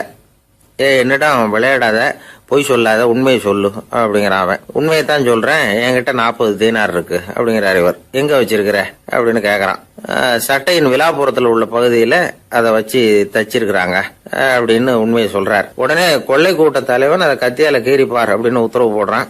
அந்த சட்டையை கிழிக்கிறாங்க. உள்ள இருந்து 40 பொற்காசுகளும் பொல பொலன்னு கீழே கொட்டுச்சு. அதை பார்த்த உடனே அந்த கொள்ளை கூட்ட தலைவன் மலைச்சு போய் நின்னுட்டான். காசை பார்த்துட்டு அவன் மலைச்சு போகல.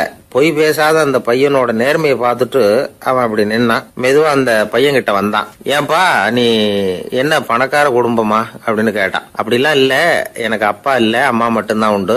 எங்க அப்பா எனக்குன்னு விட்டு போன சொத்தே இந்த 40 தீனார் தான் அப்படின்னாரு இவர். அப்படி இருந்துமா உண்மை பேசணும்னு ஆசைப்பட்டேன்.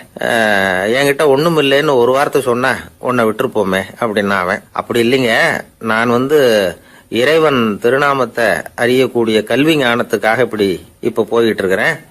இறைவன் திருநாமத்தை உச்சரிக்க வேண்டிய நாவால பொய் பேசக்கூடாதுன்னு எங்க அம்மா சொல்லியிருக்கிறாங்க. அதனால நான் எப்பவுமே பொய் சொல்ல மாட்டேன் அப்படின்னு என்னுடைய தாய்க்கு வாக்கு கொடுத்திருக்கிறேன் அப்படின்னார் அவர். முஹித்தீன் பெருமான் வார்த்தைகளை கேட்ட அந்த கொள்ளையர்கள் மனம் திருந்தி நல்லவங்களா ஆயிடுறாங்க. அந்த கொள்ளையர் தலைவன் பிற்காலத்துல ஒரு பெரிய மகான் ஆயிடுறார்.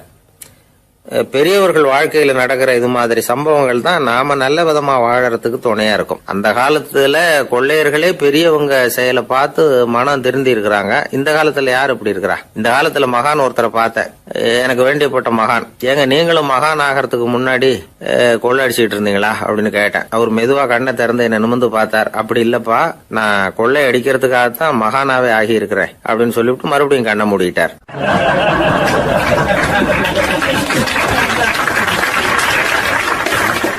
என்னுடைய நீண்டகால நண்பர் ஒருத்தர் வருஷம் தவறாமல் திருநள்ளாறு அப்படிங்கிற திருத்தலத்துக்கு போயிட்டு வர்றது வழக்கம்.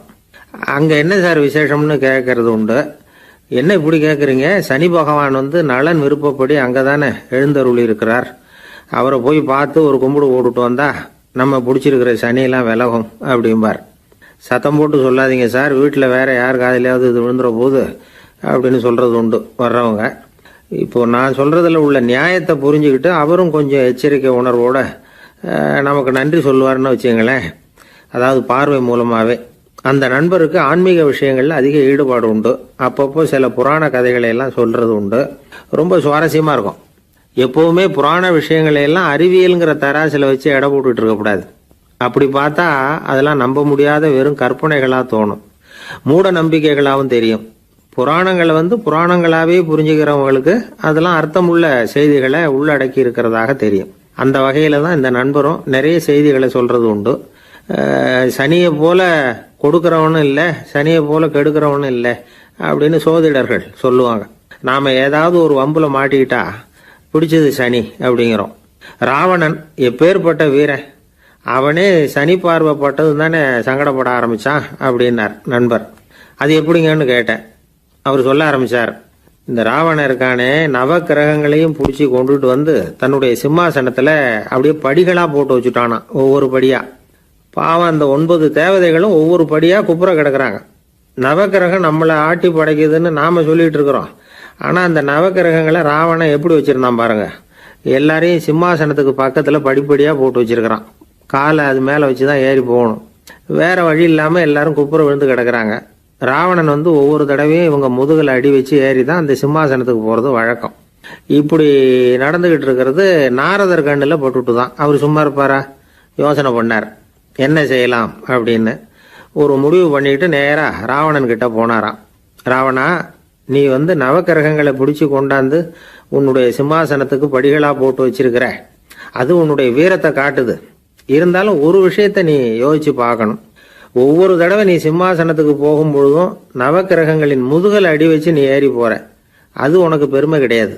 அவங்களுடைய மார்புல அடி வச்சு ஏறி போகணும், அதுதான் உனக்கு பெருமை அப்படின்னாராம். இவர் சொல்றதும் சரிதானே அப்படின்னு யோசிச்சிருக்கான் ராவணன்.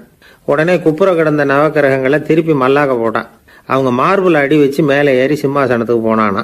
அப்படி போயிட்டு இருக்கும் பொழுது சனி பகவானின் பார்வை அவன் மேலே பட்டுதான். அவ்வளவுதான். என்னாச்சு தெரியுமா? சூர்பனகை தேடி வந்தா. சீதையோட அழகை பற்றி தன்னுடைய அண்ணங்கிட்ட சொல்ல ஆரம்பிச்சுட்டா. விவகாரம் ஆரம்பமாயிட்டது. அதுதான் சனியினுடைய வேலை அப்படின்னு சொல்லி இந்த கதையை சொல்லி முடிச்சார் என்னுடைய நண்பர். ஆக சனியின் பார்வை நம்ம பேல படாமல் பார்த்துக்கிறது தான் நல்லதுங்கிறீங்க அப்படின்னு. ஆமாம் சார், இப்போ கூட நான் உங்கள் வீட்டுக்கு வந்திருக்கிறதே ஒருத்தருடைய பார்வை என் மேலே படக்கூடாதுங்கிறதுக்காகத்தான் அப்படின்னார். யாருங்க அதுன்னு என்னுடைய மாமனார் சார். அவசரத்துக்கு அவர்கிட்ட கொஞ்சம் கடன் வாங்கிவிட்டேன். நம்ம மாப்பிள்ளை தானேன்னு சொல்லி அவர் விட்டு கொடுக்கறதுக்கு தயாராக இல்லை. இன்னைக்கு இப்போ அவர் எங்கள் வீட்டுக்கு வரக்கூடிய நேரம், அதுதான் அவர் பார்வையிலேருந்து படாமல் தப்பிக்கலாங்கிறதுக்காக இங்கே வந்துட்டேன் அப்படின்னார். பார்வை படணும்னு இருந்தால் பட்டு தான் தீரும் போல இருக்கு அப்படின்னா. என்ன சார் சொல்கிறீங்கன்னார் ஒன்றும் புரியாமல். நீங்கள் இங்கே தான் வருவீங்கன்னு அவருக்கு ஏற்கனவே தெரியும் போல இருக்கு. அதனால் உங்களுக்கு முன்னாடியே உங்கள் மாமனார் இங்கே வந்துட்டார். அதுவும் அந்த பீரோவுக்கு பக்கத்தில் தான் பின்னாடி மறைஞ்சு நின்றுட்டு இருக்கிறார் அப்படின்னு.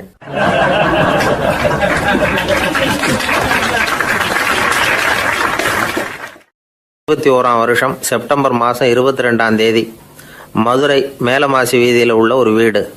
அங்கே அன்னைக்கு நடந்த ஒரு அற்புத நிகழ்ச்சி பின்னாடி உலக மக்களை எல்லாம் ஆச்சரியப்பட வச்சுது. இந்திய வரலாற்றிலேயே அது ஒரு முக்கியமான நிகழ்ச்சி. உலக மக்கள் கவனமெல்லாம் காந்திஜியின் பக்கம் திரும்புறதுக்கு காரணமாக இருந்த நிகழ்ச்சி அது. கதர் துணி பிரச்சாரத்துக்காக காந்திஜி மதுரைக்கு வந்திருந்தார். சென்னை துணி வணிகர் சங்கத்தின் துணைத் தலைவர் ஒருத்தர் இருந்தார், ராம்ஜி கல்யாண் சேட்ஜி. அவருடைய வீடு மதுரை மேலமாசி வீதியில் இருந்தது. அந்த வீட்டில் தான் காந்திஜி தங்கியிருந்தார். அப்போது வயலுக்கு போகிற உழவர்கள்லாம் சின்ன சின்ன துண்டை இடுப்பில் கட்டிக்கிட்டு கலப்பையை தூக்கிக்கிட்டு தெருவில் நடந்து போகிறத கவனித்தார். ஏற்கனவே சேலத்துக்கு தெற்க பல பகுதிகளில் ஆண்களும் பெண்களும் அறகுறை ஆடைகளோடு உழைச்சிக்கிட்டு இருக்கிறத கண்ணால் கண்டிருக்கிறார் அவர். இந்தியரின் சராசரி உடை இவ்வளவு தான் அப்படிங்கிறத புரிஞ்சுக்கிட்டார். மனசை என்னவோ பண்ணியிருக்குது. ராத்திரி பூரா அதை பற்றியே யோசனை. 22/9/21 வியாழக்கிழமை காலையில் காந்திஜி எழுந்திருக்கிறார். அவர் கூட தங்கியிருந்தவங்களையெல்லாம் பார்த்து சொன்னார், இன்னையிலேருந்து அறையில் முழு அகலத்துண்டு தான் கட்டுவேன். குளிர் அதிகமாக உள்ள காலங்களில் மட்டும் போர்வை ஒன்றா உபயோகப்படுத்துவேன். மற்றபடி மேலங்கியோ குல்லாவோ எதுவும் போட்டுக்க மாட்டேன். தற்காலிகமாக இந்த ஏற்பாட்டை 1 மாதத்துக்கு ஏற்றுக்குவேன். அதுக்கு பிறகு உசிதம் போல் எண்ணி பார்த்து முடிவு பண்ணுவேன் அப்படின்னார். அவருடைய குரல் உறுதியாக இருந்துதான். உடனே செயலில் இறங்கினார். தம்முடைய 10 முழ வேட்டி, மேலங்கி, உள் சட்டை, குல்லா எல்லாத்தையும் களைஞ்சார். வேட்டியிலிருந்து ஒரு 4 முழ துணியை எடுத்துக்கிட்டார். இதுக்கு உதவி செஞ்சவர் அன்னைக்கு விருதுநகரில் பிரபல தொண்டராக இருந்த பழனிக்குமார பிள்ளை. வெட்டி எடுத்த துண்டை நீள வாக்கில் ரெட்டையாக மடித்தார். அதை இடுப்பில் துண்டு மாதிரி கட்டிக்கிட்டார். தலையில் சின்ன உச்சி குடுமி, அறையில் சின்ன துண்டு, அண்ணல் காந்தி ஆண்டி கோலத்தில் காட்சி அளிக்கிறார். கூட இருந்தவங்களை பார்த்து காரைக்குடிக்கு புறப்படலாமே அப்படின்னார். அவர் நண்பர்களும் சீடர்களும் திகைச்சு போய் நிற்கிறாங்க. இந்த விரதம் நிரந்தரமாக ஆயிடுமோங்கிற பயம் அவங்களுக்கு. எப்படியோ இந்த விவரம் ராஜாஜிக்கும் அன்னைக்கு பிரபலமாக விளங்கின தேசபக்தர் டாக்டர் TSS ராஜனுக்கும் எட்டுச்சு. உடனே 2 பேரும் ஓடி வந்தாங்க. வேண்டாமே இந்த கோலம் அப்படின்னாங்க. காந்திஜி தன்னுடைய முடிவில் உறுதியாக இருந்தார். ராஜாஜி என்னென்னமோ வாதமெல்லாம் பண்ணி பார்த்தார். உங்களுடைய வாதத்துக்கு என்னால் பதில் சொல்ல முடியல, இருந்தாலும் நான் செய்கிறது தான் சரிங்கிறதுல எனக்கு சந்தேகம் இல்லை. இன்னைக்கு அதிகாலை 3 மணி இருக்கும். நான் ஓரளவு விழிச்சுக்கிட்டேன். அதாவது உறக்கமும் விழிப்புமாக இருந்த நிலையில் எனக்கு இந்த எண்ணம் உண்டாச்சு. இது என்னுடைய அந்தராத்மாவின் ஆணை, அதை என்னால் மீற முடியாது அப்படின்னு சொல்லிவிட்டாராம் காந்திஜி. கதர் பிரச்சாரத்துக்காக காரைக்குடிக்கு கிளம்பினார். வாசல்ல 4 மோட்டார் வண்டிகள் காத்துக்கிட்டு இருந்தது. வீதியில் 2 பக்கமும் ஜனங்கள். காந்திஜி இடுப்பு துணியோட மோட்டார் வண்டியில் ஏறினார். நண்பர்களும் சீடர்களும் மக்களும் உடல் சிலிர்க்க அந்த காட்சியை பார்க்குறாங்க. மோட்டார் வண்டி நகர ஆரம்பிக்குது. எப்பேற்பட்ட காட்சி அது! சுக்கநாத பெருமானியே கூலி ஆளாக்கிய அப்படி ஆக்கி மண் சுமக்க வச்ச மதுரை இல்லையா, அந்த மதுரை தான் காந்திஜி துறவி கோலம் கொள்றதுக்கும் காரணமாக இருந்திருக்குது. இது இன்னைக்கு எத்தனை பேருக்கு தெரியும்? ஒரு தடவை காந்திஜி நேருவும் சுற்றுப்பயணம் செஞ்சாங்களாம். ஒரு இடத்துல நடந்து போயிட்டு இருக்கிறாங்க. குறுக்க ஒரு வாய்க்கால். நேரு என்ன பண்ணார் தெரியுமா? தன்னுடைய இளமை துடிப்பை காட்டுறதுக்காக கொஞ்சம் தூரம் பின்னாடி போய் அங்கேருந்து வேகமாக ஓடி வந்து அந்த வாய்க்காலை தாண்டினாராம். காந்திஜி அப்படி பண்ணலை. பக்கத்தில் இருந்த பாலம் வழியாக அந்த வாய்க்காலை கடந்து வந்தார். நேரு காந்திஜியை பார்த்து சிரிச்சுக்கிட்டே, என்ன மாதிரி நீங்களும் தாண்டி இருக்கலாமே அப்படின்னாராம். அதுக்கு காந்திஜி சிரிச்சுக்கிட்டே சொன்னாராம், 2 அடி முன்னேறதுக்காக 5 அடி பின்னாடி போகிறதா அப்படின்னாராம்.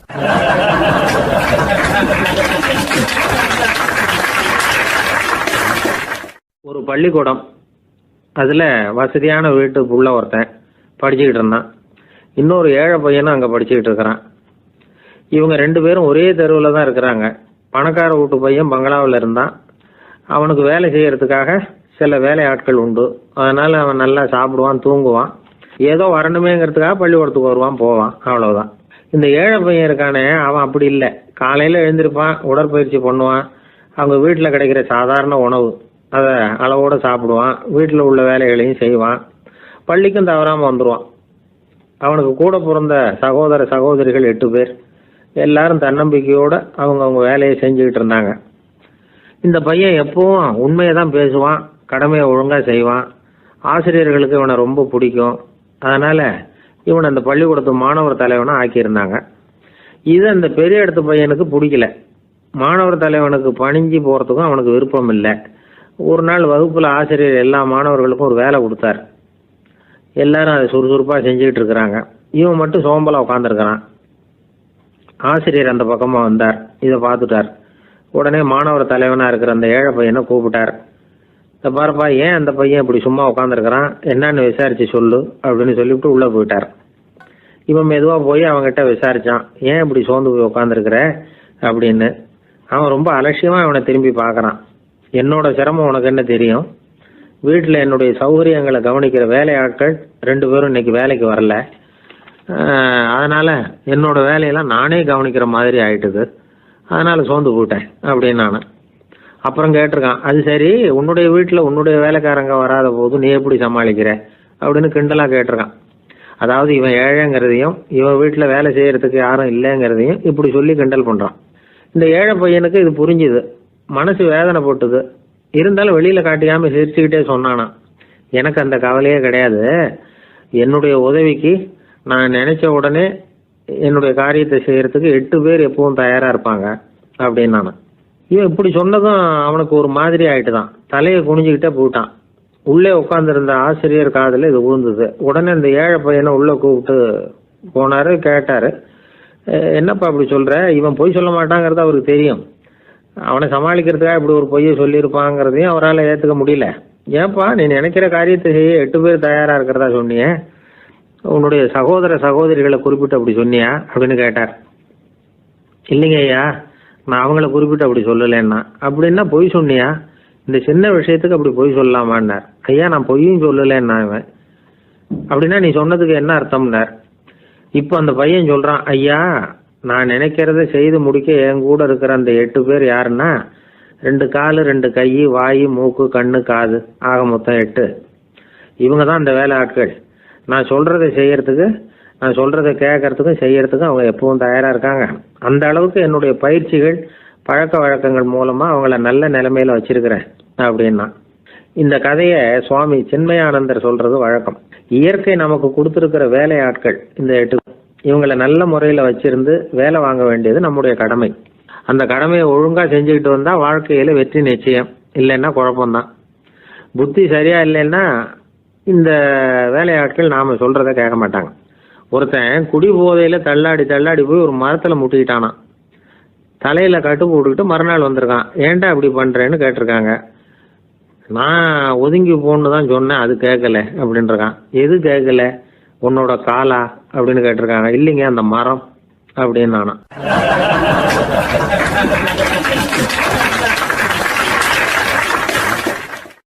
ஒரு ஊர்ல ஒரு ராஜா இருந்தார்.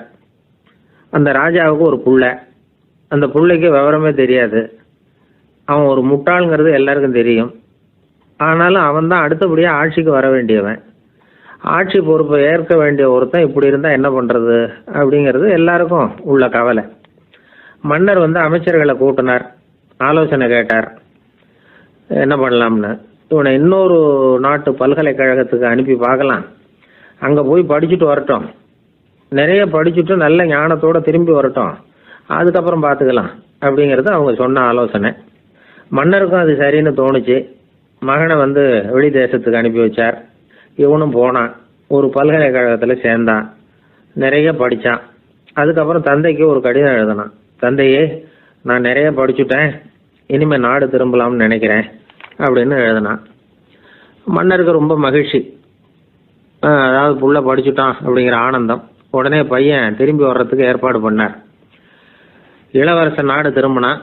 அதை கொண்டாடுறதுக்காக அரண்மனையில் ஒரு பெரிய விருந்துக்கு ஏற்பாடு பண்ணியிருந்தாங்க. முக்கியமானவங்கள்லாம் அதில் கலந்துக்கிட்டாங்க. அந்த விருந்துக்கு முனிவர் ஒருத்தரும் வந்திருந்தார்.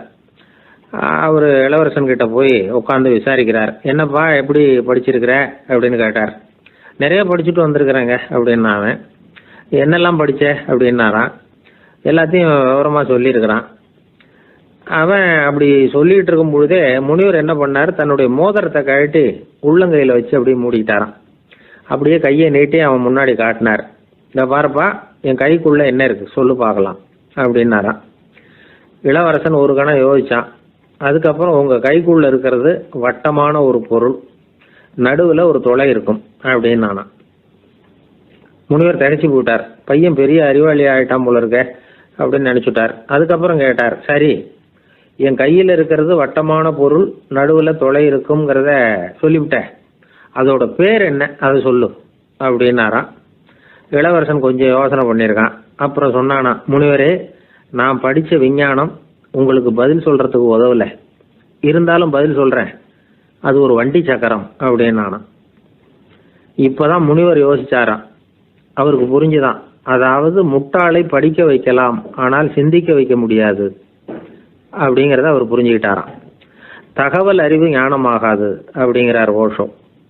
ஏன்னா தகவல்கள் மாறுதலை ஏற்படுத்துறது இல்லை, ஆனால் ஞானம்ங்கிறது மாறுதலால் உண்டாகக்கூடிய ஒன்று. அதுதான் ரெண்டுக்கும் உள்ள வித்தியாசம். மனம் சரியான வழிக்கு வரணும், அதுக்கப்புறம் படிக்கிற கல்வி தான் உண்மையான கல்வி. சரி, மனம் சரியா வர்றதுக்கு என்ன வழி அப்படின்னு கேட்டா, மனிதன் முழு மாறுதலுக்கான வழிமுறை தியானம் தான் அப்படிங்கிறார் அவர். அதனாலதான் நிறைய படிச்சிருக்கேன்னு சொல்றவன் எல்லாம் ஞானம் உள்ளவன் நினைச்சிடக்கூடாது. ஒருத்தர் இன்னொரு பெரிய மனிதரை அழைச்சிட்டு அறிமுகப்படுத்தினாராம். சார் நிறைய படிச்சிருக்கார், 3 MA வாங்கியிருக்கார், ஆனா ஒரு விஷயம், அப்பப்போ கொஞ்சம் திருடுவார், அவ்வளவுதான், மற்றபடி அவர் ஒரு பெரிய அறிவாளி தான் அப்படின்னாராம்.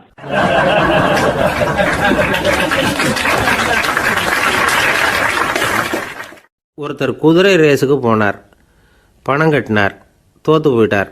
மறுபடியும் போனார், பணம் கட்டினார், தோத்து போனார். அடுத்த தடவையும் பணம் கட்ட போனப்போ அவரை தடுத்து கேட்டோம், ஏன் சார், ஏற்கனவே விட்டது போதாதா, இன்னமும் இருக்கிறத விடணுமா அப்படின்னு கேட்டோம். விட்டதையெல்லாம் மொத்தமாக எடுக்க வேணாமா சார், அதுக்காக தான் தொடர்ந்து பணம் கட்டுறேன்னார் அவர். இவரை திருத்துறது ரொம்ப கஷ்டம், இது ஒரு மனநோய், மனநோய்களில் பல வகை உண்டு. மனநோய்கள் பிரிவு அட்டவணையில் சூதாட்டம்ங்கிறது அவதியுறும் நோய் அப்படிங்கிற தலைப்பில் வருது. சூதாட்டம் வந்து 2 வகைப்படும்னு சொல்கிறாங்க உளவியல் நிபுணர்கள். ஒரு வகை எப்படின்னா, நண்பர்களோடு சேர்ந்துக்கிட்டு மகிழ்ச்சியும் கிளர்ச்சியும் அடையிறதுக்காக ஈடுபடுறது. பிரச்சனைகளை தீர்க்கறதுல ஒரு ஆர்வம், கேளிக்கைக்காக கொஞ்சம் விட்டு பிடிக்கிறது அப்படிங்கிற மனுஷனுடைய அடி மனசில் உள்ள விபரீத பிணைய சுபாவம், இதெல்லாம் அதுக்கு காரணம். இன்னொரு வகை எப்படின்னா, சூதாட்டத்தில் ஈடுபட்டு ஒரு கட்டாய நிலைமைக்கு ஆளாயிடுறது. ஈடுபடு அப்படின்னு மனசு ஒரு வெறித்தன்மையை தூண்டிக்கிட்டே இருக்கும். இப்படிப்பட்டவங்களுக்கு நாம் தோத்துக்கிட்டு இருக்கோங்கிறது தெரியும், நாம் ஜெயிக்கிறதுக்கான சந்தர்ப்பம் இல்லைங்கிறதும் தெரியும். இதனால் நமக்கும் கஷ்டம், நம்ம சுற்றி இருக்கிறவங்களுக்கும் கஷ்டங்கிறதும் புரியும். அப்படி இருந்தும் சூதாடுவாங்க. இதுக்கு காரணம் சூதாடியின் பகற்கனவு அப்படிங்கிறாங்க நிபுணர்கள். இந்த நிலைமைக்கு கட்டாய சூதாட்டம் அல்லது நிர்பந்த சூதாட்டம் அப்படின்னு பேர் வச்சிருக்கிறாங்க. இப்படிப்பட்ட ஆசாமி இருக்கிறது பூரா விட்டுருவான், கடன் வாங்குவான், திருடுவான். இருந்தாலும் என்னைக்காவது ஒரு நாள் ஜெயிச்சிருவேன் அப்படின்னு சொல்லிக்கிட்டே இருப்பான்.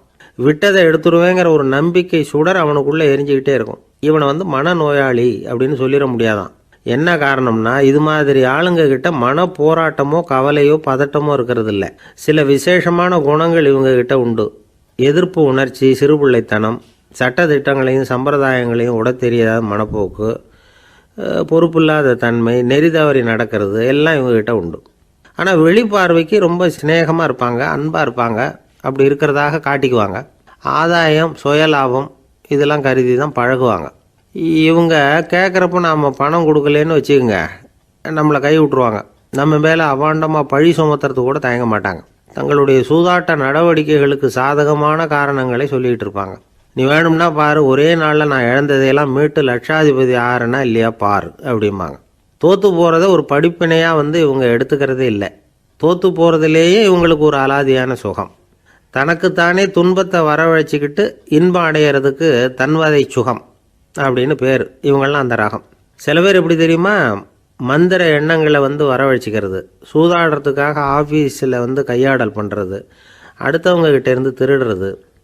இந்த மந்திர எண்ணம் தீவிரமாச்சுன்னா ஒரு மாதிரியாக பேச ஆரம்பிச்சிருவாங்க. தோல்வி தான் சார் வெற்றிக்கு முதல் படியும்பாங்க. தன்னால் வந்து பகடக்காய்களையும் குதிரை ஓட்டிகளையும், அதாவது இந்த ஜாக்கிகள், அதெல்லாம் கட்டுப்படுத்த முடியுங்கிற பித்து நிலைக்கு இவங்கெல்லாம் தள்ளப்பட்டுருவாங்க. சில சூதாடிகள் வந்து ஆராய்ச்சி பார்த்ததில் என்ன தெரிய வந்தது தெரியுமா, அவங்கெல்லாம் குழந்தை பருவத்தில் அன்புக்காக ஏங்கினவங்களாம், புறக்கணிக்கப்பட்டவங்களாம், உதவிகளை பெற முடியாதவங்க, இப்படிலாம் இருந்திருக்கிறாங்க.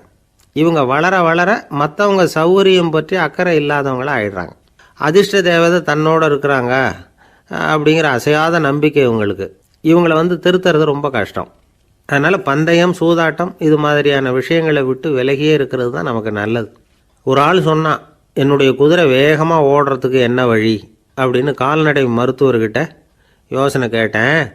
அவர் ஒரு பாட்டில் நிறைய மாத்திரைகளை கொடுத்து தினம் 2 மாத்திரை வீதமாக கொடுக்க சொன்னார்.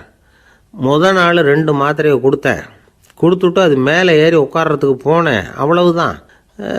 அதுக்குள்ளே அது அம்பு மாதிரி பாஞ்சு ஓடி போச்சு.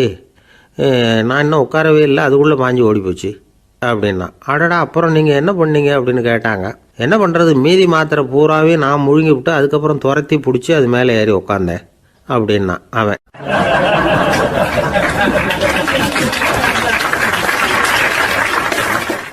ஒரு ஊரில் ஒரு மன்னர் இருந்தார். அந்த ஊரில் அடிக்கடி சேவல் சண்டை நடக்கிறது வழக்கம். அரண்மனையில் ஒரு ஆள் இருந்தான். மன்னருக்காக அவன் ஒரு சேவல் வாங்கிட்டு வந்தான். சண்டை போடுறதுக்காக அந்த சேவலை தயார் பண்ணிகிட்டு இருந்தான். கொஞ்ச நாள் ஆச்சு. மன்னர் அந்த ஆளை கூப்பிட்டார். என்னப்பா, சேவல் தயாராகிட்டுதா அப்படின்னு கேட்டார். இன்னும் அது தயாராகல மன்னா, இன்னும் வளரல, அதுக்கான தகுதி இன்னும் அதுக்கு வரல அப்படின்னா. எதனால் அப்படி சொல்கிறேன்னாரு. கோபம் ரொம்ப கடுமையாக இருக்குது அப்படின்னா. சரி அப்படின்னு விட்டுட்டார். மறுபடியும் கொஞ்ச நாள் ஆச்சு. இப்போ எப்படி நிலைமை, சேவல் தயாரா அப்படின்னார். இன்னும் இல்லை அரசே, மற்ற சேவல் எங்கேயாவது கூவுற சத்தம் கேட்டால் உடனே இது பரபரப்பாயிடுது. பக்கத்தில் ஒரு சேவலின் நிழலை கண்டா கூட இது பரபரப்பாயிடுது அப்படின்னா. சரி, இன்னும் கொஞ்ச நாள் ஆகட்டும்னு விட்டுட்டார். கொஞ்ச நாள் ஆச்சு. இப்போ மறுபடியும் விசாரித்தார். இன்னும் நம்ம சேவலுக்கு அந்த தகுதி வரலமன்னா, போராட்ட உணர்வு அதுக்கு இன்னும் இருந்துக்கிட்டு தான் இருக்குது. உள்ளே மெதுவாக தான் எரிய ஆரம்பிச்சிருக்குது போராட்ட உணர்வு. அப்படி இருக்கக்கூடாது, அது பற்றி எரிய வேண்டாமா அப்படின்னா. இன்னும் கொஞ்ச நாள் ஆச்சு. இப்போ எப்படின்னு கேட்டார். இப்போ அவன் சொன்னான், மன்னா கிட்டத்தட்ட அது போருக்கு தயாராகிட்டுது அப்படின்னு நினைக்கிறேன்னா. எதனால் அப்படி சொல்கிற அப்படின்னு கேட்டார். மற்ற சேவலின் குரலை கேட்டால் அது அசைகிறதே இல்லை, ஒரு பொம்மை மாதிரி ஆயிடுது. அதுக்கு உள்ள ஒரு நுட்பமான விழிப்புணர்வு வந்துட்டுது. அதனால் அது அமைதியாக இருக்குது, மௌனமாக இருக்குது. இனிமேல் அதுக்கு இணையான சேவலே கிடையாது. வெற்றி பெற அது போராட வேண்டிய அவசியமே இல்லை. அதை பார்த்த உடனே எதிரி சேவல்கள் பயந்துட்டு ஓடி போடும் அப்படின்னு சொன்னானான். அந்த சேவலை வளர்த்தவர் சி சிங் சு அப்படின்னு பேர். இந்த சுசுகி சொன்ன கதையும் அது. ஞானிகள் என்ன சொல்கிறாங்க தெரியுமா? அந்த சேவலின் ரகசியத்தை நீயும் கற்றுக்கொள், நீ அப்படி ஆயிடு, சண்டை போடாமலே வெற்றிகள் பெறுகிற நுட்பத்தை புரிந்துகொள். இதுதான் ஞானிகள் உபதேசம். ஒரு குருக்கிட்ட ஒருத்தன் போயிருக்கிறான். எனக்கு சண்டை போட கற்றுக் கொடுங்கண்ணா. அதுக்கு என்ன செய்யணும்னார். என்ன உங்கள் மாணவனாக சேர்த்துங்கண்ணா. சரி, இப்போ உன்னுடைய பலம் என்னன்னு கேட்டிருக்கார். இப்போ நான் தனி ஆளாக இருந்து ஒரு 100 பேரை சமாளிப்பேன் நானா. சரி, அப்படின்னா என்னுடைய மாணவனாக உன்னை சேர்த்துக்கிறேன்ருக்கார். சேர்த்துக்கிட்டார். 6 மாதம் பயிற்சி கொடுத்தார். அதுக்கப்புறம் இவனை கூப்பிட்டு கேட்டார், இப்போ உன்னுடைய திறமை எவ்வளவுன்னு. இப்போ நான் தனி ஆளாக இருந்து ஒரு 50 பேரை சமாளிப்பேன் நானா. இன்னும் உனக்கு பயிற்சி தேவைன்னாராம். தொடர்ந்து சில நுட்பங்களை எல்லாம் சொல்லி கொடுத்துருக்கிறார். 1 வருஷம் ஆச்சு, எல்லாத்தையும் கற்றுக் கொடுத்துட்டார். அப்புறம் கூப்பிட்டு கேட்டார், இப்போ உன்னுடைய திறமை எப்படிப்பா, எதிரிகள் எத்தனை பேரை உன்னால் சமாளிக்க முடியும்னாராம். அவன் சொன்னான், ஐயா, எதிரிகளின் பலம் என்னங்கிறத புரிஞ்சிக்காம அதை நான் சொல்ல முடியாதுன்னு நானும். இனிமேல் உனக்கு பயிற்சி தேவையில்லை, போயிட்டு வான்னு அனுப்பி வச்சுட்டாரான். ஒரு உண்மையை நாம் புரிஞ்சுக்கணும். அதாவது அடிக்கிறதுக்கு நமக்கு துணிச்சல் தேவையில்லை, அடிக்காமல் இருக்கிறதுக்கு தான் துணிச்சல் தேவை. அடித்தா திருப்பி அடிக்கிறவன் மன உறுதி உள்ளவன் இல்லை, அடித்தா திருப்பி அடிக்காமல் இருக்கிறான் பாருங்க, அவன் தான் மன உறுதி உள்ளவன். ஒருத்தன் தலை திரிக்க வேகமாக ஓடிக்கிட்டு இருந்தான். எங்கடா ஓடுற அப்படின்னா, எதுக்க வந்தவன். ஒரு சண்டையை நிறுத்தத்தான் இப்படி ஓடுறேன் அப்படின்ட்டுருக்கான். யாருக்கும் சண்டை, எனக்கும் இன்னொரு ஆளுக்கும் சண்டை அப்படின்னு நான் அவன்.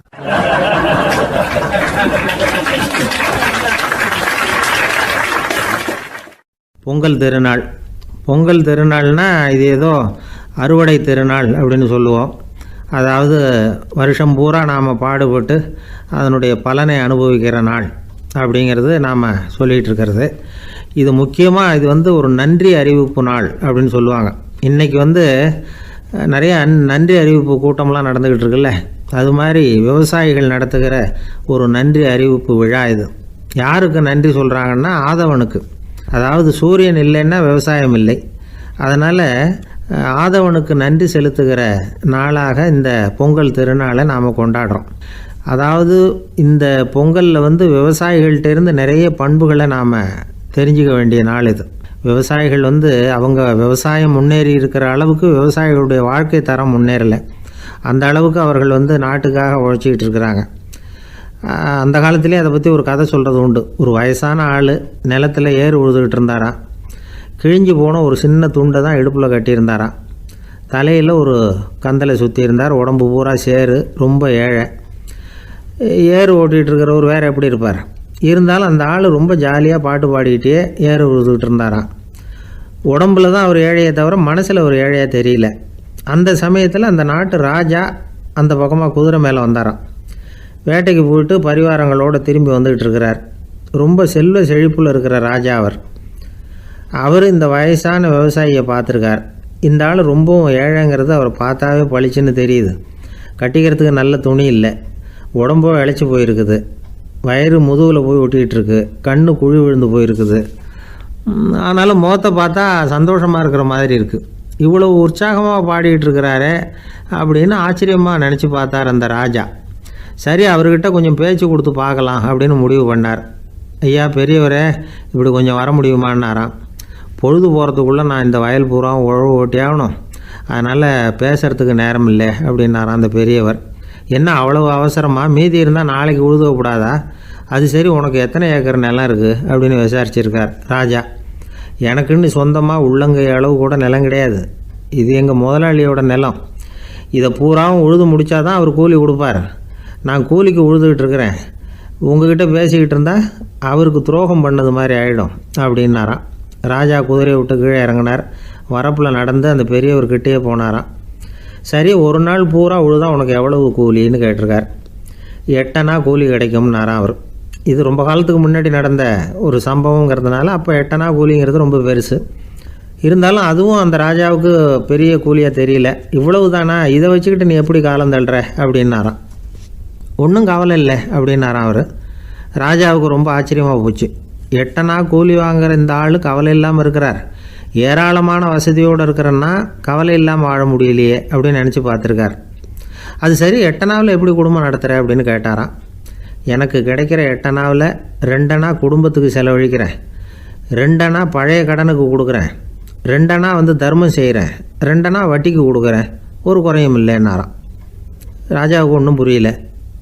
எனக்கு ஒன்றும் புரியலையேன்னு இருக்கார். ஐயா, எனக்கும் என் மனைவிக்கும் 2 அணா செலவாகுது. வயசான அம்மா அப்பா இருக்கிறாங்க, சின்ன வயசில் என்னை காப்பாற்றினவங்க அவங்க. அந்த கடனுக்கு 2 அணா செலவாகுது, அது பழைய கடன்.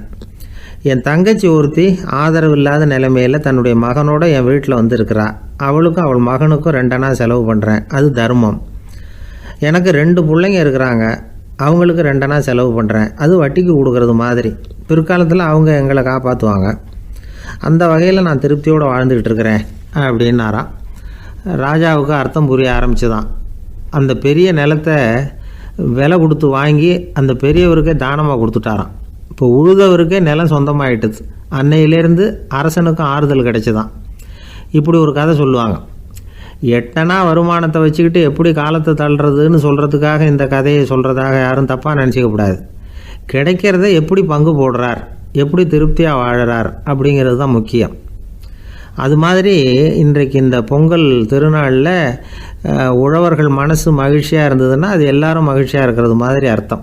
அதனால் அவர்கள்ட்டேருந்து நாம் பாடம் கற்றுக்கணும். சில உழவர்கள் தங்கள் நிலத்தில் விளையிறத தாங்கள் சாப்பிட மாட்டாங்க, அடுத்தவங்கள்ட்ட விற்றுட்டு சந்தையில் போய் வேறு அரிசி வாங்கிட்டு வந்து தான் இவங்க சாப்பிடுவாங்க. அப்படிப்பட்ட விவசாயிகள்லாம் இது உண்டு. பங்கிடுகிற பண்பை உழவர்கள்ட்டேருந்து கற்றுக்கொள்ளுங்கள் அப்படிம்பாங்க. ஒரு ஆள் நிம்மதியாக மகிழ்ச்சியாக இருந்தானா, உங்கள் நிம்மதிக்கும் மகிழ்ச்சிக்கும் என்ன காரணம்னு கேட்டிருக்கார் இன்னொருத்தர். என்கிட்ட இருந்தது பூராவையும் என் பிள்ளைங்களுக்கு சமமாக பங்கு போட்டு கொடுத்துட்டேன், எனக்குன்னு எதுவுமே வச்சுக்கல, அதுதான் நிம்மதிக்கு காரணம்ன்றிருக்கான். உங்ககிட்ட இருந்தது எவ்வளவு இருந்தது அப்படின்னு கேட்டிருக்காரு அவர். மொத்தமாக ஒரு 50,000 ரூபா இருக்கும் அப்படின்னு இருக்கான். அவ்வளவும் பணமாகவே இருந்ததா அப்படின்னு கேட்டிருக்காங்க இவங்க. இல்லைங்க, அவ்வளவும் கடன், அதை தான் பிரித்து கொடுத்துருக்கேன் பிள்ளைங்க கிட்ட அப்படின்னு நானாம் அவன்.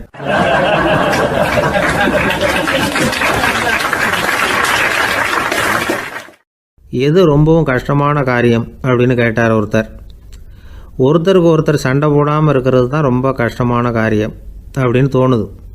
ஒரு நாட்டுக்கும் இன்னொரு நாட்டுக்கும் சண்டை, நாட்டுக்குள்ளேயே ஒரு குரூப்புக்கும் இன்னொரு குரூப்புக்கும் சண்டை. ஏன் சண்டை போட்டுக்கிறீங்கன்னு கேட்டு பாருங்கள். நாங்கள் சமாதானத்துக்காக தான் சண்டை போட்டுக்கிறோம் அப்படிம்பாங்க. வாழறதுக்காக பிறந்த மனுஷன் லட்சியத்துக்காக உயிரை விட தயார் அப்படின்னு சொல்லிகிட்டு இருப்பான். அப்படி உயிரை விடுறவங்கள நாமளும் பாராட்டுவோம். ஆனால் ஒன்றுமில்லாத விஷயங்களுக்கெல்லாம் சண்டை போடுறவங்களெல்லாம் அப்படிப்பட்டவங்களையும் சரி உயிரை விடுறவங்களையும் சரி என்னென்னு சொல்கிறது. யுத்தங்களாலேயும் சண்டைகளாலேயும் நாம் அடையிறது என்னங்கிறது ஒரு பக்கம் இருக்கட்டும், இழக்கிறது என்ன தெரியுமா? ஏராளமான உயிர்கள். ரத்தம் சிந்துறதுக்கு நான் தயார் அப்படின்னு மார்தட்டி சொல்லலாம். ஆனால் ரத்தம் சிந்தினா உயிர் காத்துக்கிட்டு இருக்க தயார் இல்லை. அதாவது உயிர் நமக்காக காத்துக்கிட்டு இருக்க தயார் இல்லை. இழக்கிற ரத்தத்தை ஈடுகட்டினா தான் உயிரை காப்பாற்ற முடியும். அதனால் இது சம்மந்தமாக ஆராய்ச்சி செய்கிற கட்டாயம் ஏற்பட்டு போச்சு. அதோட விளைவாக புதுசாக ஒன்றை கண்டுபிடிச்சிருக்கிறாங்க. அதுதான் செயற்கை ரத்த பொடி. இப்போ இந்த திடீர் சாம்பார் பொடி, திடீர் ரசப்பொடி, திடீர் காப்பி பொடி இப்படிலாம் சொல்கிறோம்ல, அது மாதிரி இது திடீர் ரத்த பொடி. இஸ்ரேல் ஒரு சின்ன நாடு, மக்கள் தொகை குறைச்சல், அதோட போர்கள் வேறு. அதனால் காயம்பட்டவங்களை காப்பாற்றியே தீர வேண்டிய கட்டாயம். காப்பாற்றணும்னா ரத்த இழப்பை தடுக்கணும். அப்படின்னா உடனடியாக புது ரத்தம் செலுத்தி ஆகணும். திடீர்னு ரத்தம் வேணும்னா எங்கே போகிறது? அதுவும் கிடைக்கிற ரத்தம் சேர்கிற குரூப்பாக இருக்கணும்.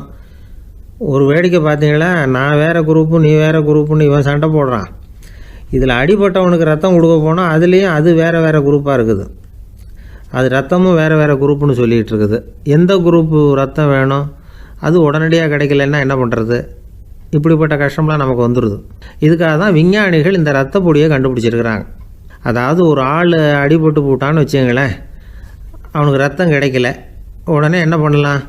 இந்த சுத்தப்படுத்தப்பட்ட தண்ணீரை கொஞ்சம் எடுத்துக்க வேண்டியது, அதில் இந்த இரத்த பொடியை கரைக்க வேண்டியது. இப்போ இந்த செயற்கை ரத்தம் வந்து தயாராகிட்டுது. இதை அந்த ஆள் உடம்புல ஏற்றி விட்ற வேண்டியது. இயற்கையாக நம்ம உடம்பில் இருக்கிற ரத்தம் என்னென்ன வேலை செய்யுதோ அதே வேலையை இதுவும் செய்யும். அதாவது ஆக்சிஜனை உடம்புல எல்லா இடத்துக்கும் எடுத்துகிட்டு போகுது. அந்த வேலையை இந்த செயற்கை ரத்தமும் செஞ்சுருது. ஆனால் ஒரு விஷயம், இந்த செயற்கை ரத்தம் ஒரு அவசரத்துக்கு தான் உபயோகப்படுத்தலாம், ஒரு முதல் உதவி மாதிரி.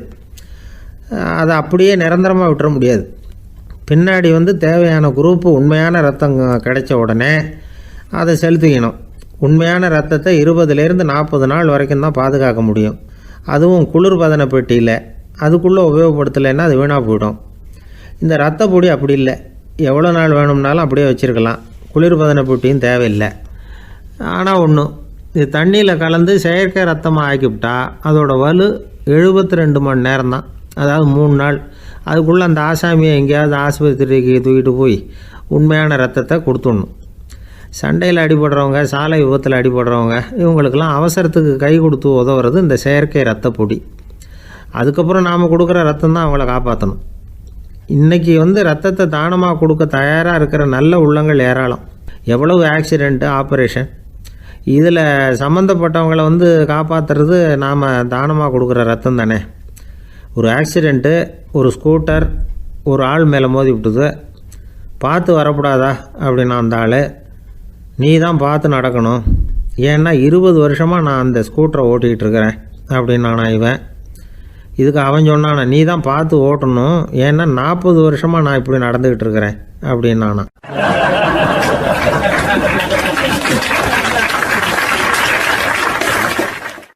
அந்த மரத்தின் உச்சியில் ஒரு பறவை கூடு, ஏதோ ஒரு பறவை கூடு கட்டியிருந்தது. அது என்ன பறவைன்னா ராஜாளி. ஒரு குரங்கு அந்த மரத்து கிளையில தாவி தாவி குதிச்சுக்கிட்டு இருந்தது. அப்போ இந்த கூட்டில் இருந்த முட்டை அது கண்ணில் போட்டுவிட்டுது. அதுக்கப்புறம் அது சும்மா இருக்குமா, விளையாட்டா ஒரு முட்டையை எடுத்தது, மரத்தை விட்டு கீழே இறங்குச்சு.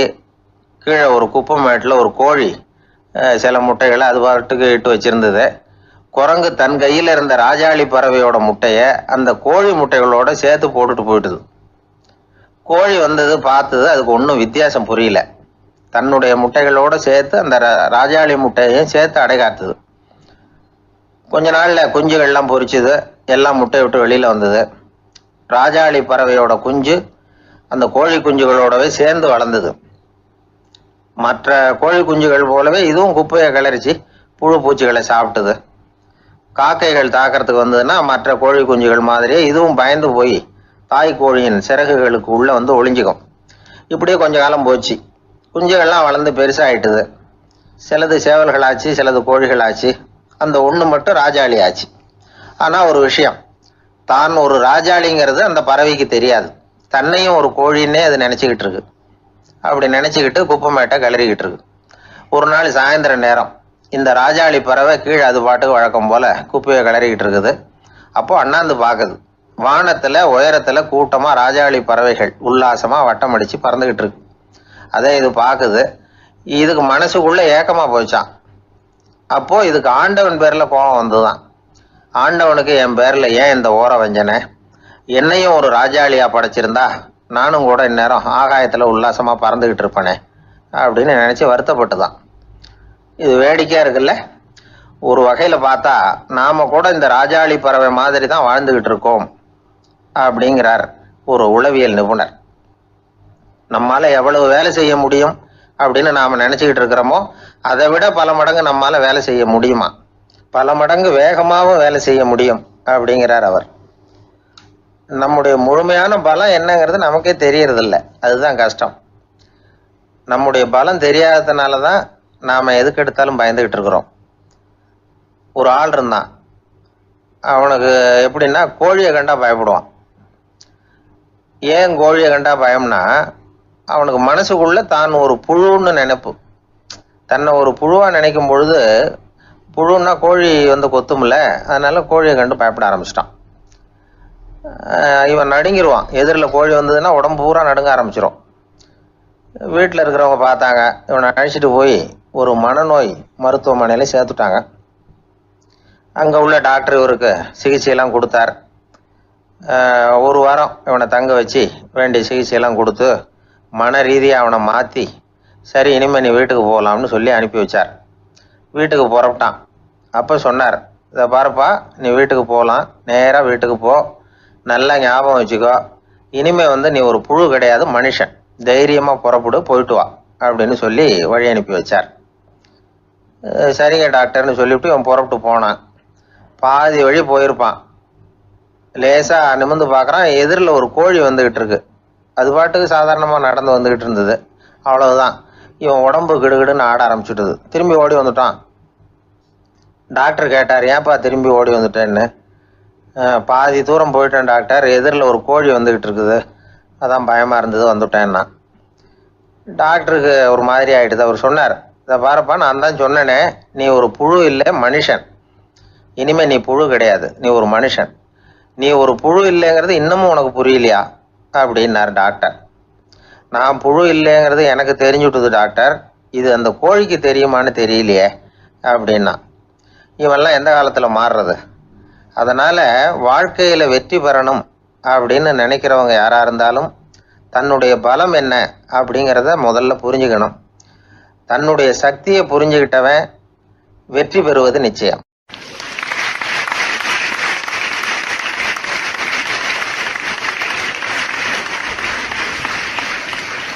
ஒருத்தர் அவசரமாக போய்கிட்டு இருந்தார். எங்கே போய்கிட்டு இருக்கீங்க அப்படின்னு கேட்டார் ஒரு பெரியவர். கடைக்கு போகிறேன் சார், சாமான் வாங்கிறதுக்கு அப்படின்னார். அங்கே போகிறதுக்கு முன்னாடி தெரிஞ்சிக்க வேண்டியதெல்லாம் தெரிஞ்சுக்கிட்டீங்களா அப்படின்னு கேட்டார் பெரியவர். கடைக்கு போய் காசை கொடுத்து ஒரு பொருளை வாங்கிட்டு வரப்போகிறோம், இதில் தெரிஞ்சிக்க வேண்டியது என்ன இருக்குது அப்படின்னார் அலட்சியமாக. இப்போ அந்த பெரியவர் பேச ஆரம்பித்தார். இந்த உலகத்தில் எந்த ஒரு செயலில் இறங்குறப்பவும் நாம் நல்லா ஆலோசனை பண்ண வேண்டிய விஷயம் 5 அப்படின்னார். உதாரணமாக, ஒருத்தன் கடைக்கு போய் ஏதோ ஒரு பொருளை வாங்கிட்டு வர போகிறான்னு வச்சுக்கோங்களேன். அப்போ கூட அவன் 5 விஷயங்களை பற்றி தெரிஞ்சுக்க வேண்டியிருக்குது அப்படிங்கிறார் அவர். முதல்ல அந்த பொருள் எப்படிப்பட்டது அப்படிங்கிறத தெரிஞ்சுக்கணும். ரெண்டாவதாக தன்னை பற்றியும் தெரிஞ்சுக்கணும். அப்போ தான் அந்த பொருள் தனக்கு தேவையா இல்லையா அப்படிங்கிறத புரிஞ்சுக்க முடியும். மூணாவதாக தெரிஞ்சுக்க வேண்டியது ஒன்று இருக்குது. அது என்னன்னா, அந்த பொருளை அடையறதுக்கு வழி என்ன அப்படிங்கிறது தெரிஞ்சுக்கணும். அதாவது எவ்வளவு பணம் கொடுத்தா அது கிடைக்கும், இது மாதிரியான விஷயங்கள். நாலாவதா, அந்த பொருளை அடையிறது மூலமாக நாம் அடையக்கூடிய பயன் என்ன அப்படிங்கிறதையும் உணரணும். அஞ்சாவது, அந்த பொருளை அடையிறதுல இருக்கக்கூடிய தடை எது அப்படிங்கிறதையும் நாம் தெரிஞ்சுக்கணும். பெரியவர் பேசுறது ஏதோ தத்துவம் மாதிரி தெரியுது இல்லையா? தத்துவம்தான். அதாவது இப்படி உலகியல் வாழ்க்கையில் சின்ன சின்ன விஷயங்கள்லேயே நாம் 5 விஷயங்களை தெரிஞ்சுக்க வேண்டி இருக்குது. அது ரொம்ப அவசியமாக இருக்குது. பேரின்ப நிலைன்னு சொல்கிறாங்கல்ல, அது மாதிரி பெரிய சமாச்சாரங்கள்லேயும் இந்த 5 விஷயங்களை நாம் தெரிஞ்சுக்க வேண்டியிருக்குது. அதுக்கு பேர் என்னன்னா அர்த்த பஞ்சகம். வைணவ சமயத்தில் அர்த்த பஞ்சகம்ங்கிறது ரொம்ப பெரிய விஷயம். கடைக்கு போகிறது மாதிரி கடவுளை பார்க்க போகிறப்போ நாம் 5 விஷயங்களை தெரிஞ்சுக்கணுமா. முதல்ல பரம்பொருள் அப்படிங்கிறது என்ன, அதோட தன்மைகள் என்ன, இதை தெரிஞ்சுக்கணும். இதுக்கு பேர் என்னன்னா பரமாத்ம ஸ்வரூபம் அப்படின்னு பேர். ரெண்டாவது, நாம யாரு, நம்மோட தன்மை என்ன அப்படிங்கிறத தெரிஞ்சுக்கணும். நான் யாருன்னு எனக்கே தெரியலங்கிறப்போ இதை நான் சொல்கிறேன்னா இது என்னுடையதுன்னு சொல்கிறது தப்பு தானே. அப்புறம் மூணாவது விஷயம், பரம்பொருளை நாம் அடையிறதுக்கு வழி எது, இதை தெரிஞ்சுக்கணும். இது உபாய ஸ்வரூபம் அப்படின்னு பேர். நாலாவது விஷயம், நாம் அடைய வேண்டிய பயன்கள் என்ன அப்படிங்கிறது தெரிஞ்சுக்கிறது. இதுக்கு புருஷார்த்தம் அப்படின்னு பேர். அஞ்சாவது, அந்த பயனை அடைய விடாமல் தடுக்கிற தடைகள் யாவை அப்படிங்கிறது தெரிஞ்சுக்கிறது. இது விரோதி ஸ்வரூபம். இதைத்தான் தடையியல் அப்படின்னு சொல்கிறாங்க. அதாவது பரமாத்மாவை பற்றிய அறிவு, ஜீவாத்மாவை பற்றிய அறிவு, உபாயம் பற்றிய அறிவு, புருஷார்த்தம் பற்றிய அறிவு, இந்த 4 அறிவுக்கும் எதிரடையா, அதாவது அதையெல்லாம் தப்பாக புரிஞ்சுக்கிறதால உண்டாகக்கூடிய அறிவு விரோதி ஸ்வரூபம். என்ன இது தகவலில் ஏதாவது கதை சொல்லுவீங்கன்னு பார்த்தா ஏதோ தத்துவம் பேசிக்கிட்டு இருக்கிறீங்களே அப்படின்னு நினைக்கலாம். இதுவும் தெரிஞ்சுக்க வேண்டிய ஒரு பெரிய விஷயந்தான். காதில் போட்டு வச்சா எப்போவாவது உபயோகப்படும். என்னுடைய நண்பர் ஒருத்தர் ஒரு நாள் என்கிட்ட சொன்னார், சார், அடுத்த மாதம் தஞ்சாவூரில் ஒரு கல்யாணம், போகிறதா வேண்டாமா அப்படின்னு ஒரே குழப்பமாக இருக்குது அப்படின்னார். நான் உடனே இந்த அர்த்த பஞ்சக உபதேசம் பண்ண ஆரம்பித்தேன். அவர் எல்லாத்தையும் பொறுமையாக கேட்டுவிட்டு, சரி சார், நான் போகிறதுன்னு முடிவு பண்ணிவிட்டேன்னார். எப்படி இந்த முடிவுக்கு வந்தீங்க அப்படின்னு கேட்டேன். அவர் சொன்னார், சார், அந்த 2வது பாயிண்ட் ஒன்று சொன்னீங்களே, அதை புரிஞ்சுக்கிட்டதுக்கு அப்புறம்தான் இந்த முடிவுக்கு வந்தேன் அப்படின்னார். என்ன 2வது பாயிண்ட்டுன்னு.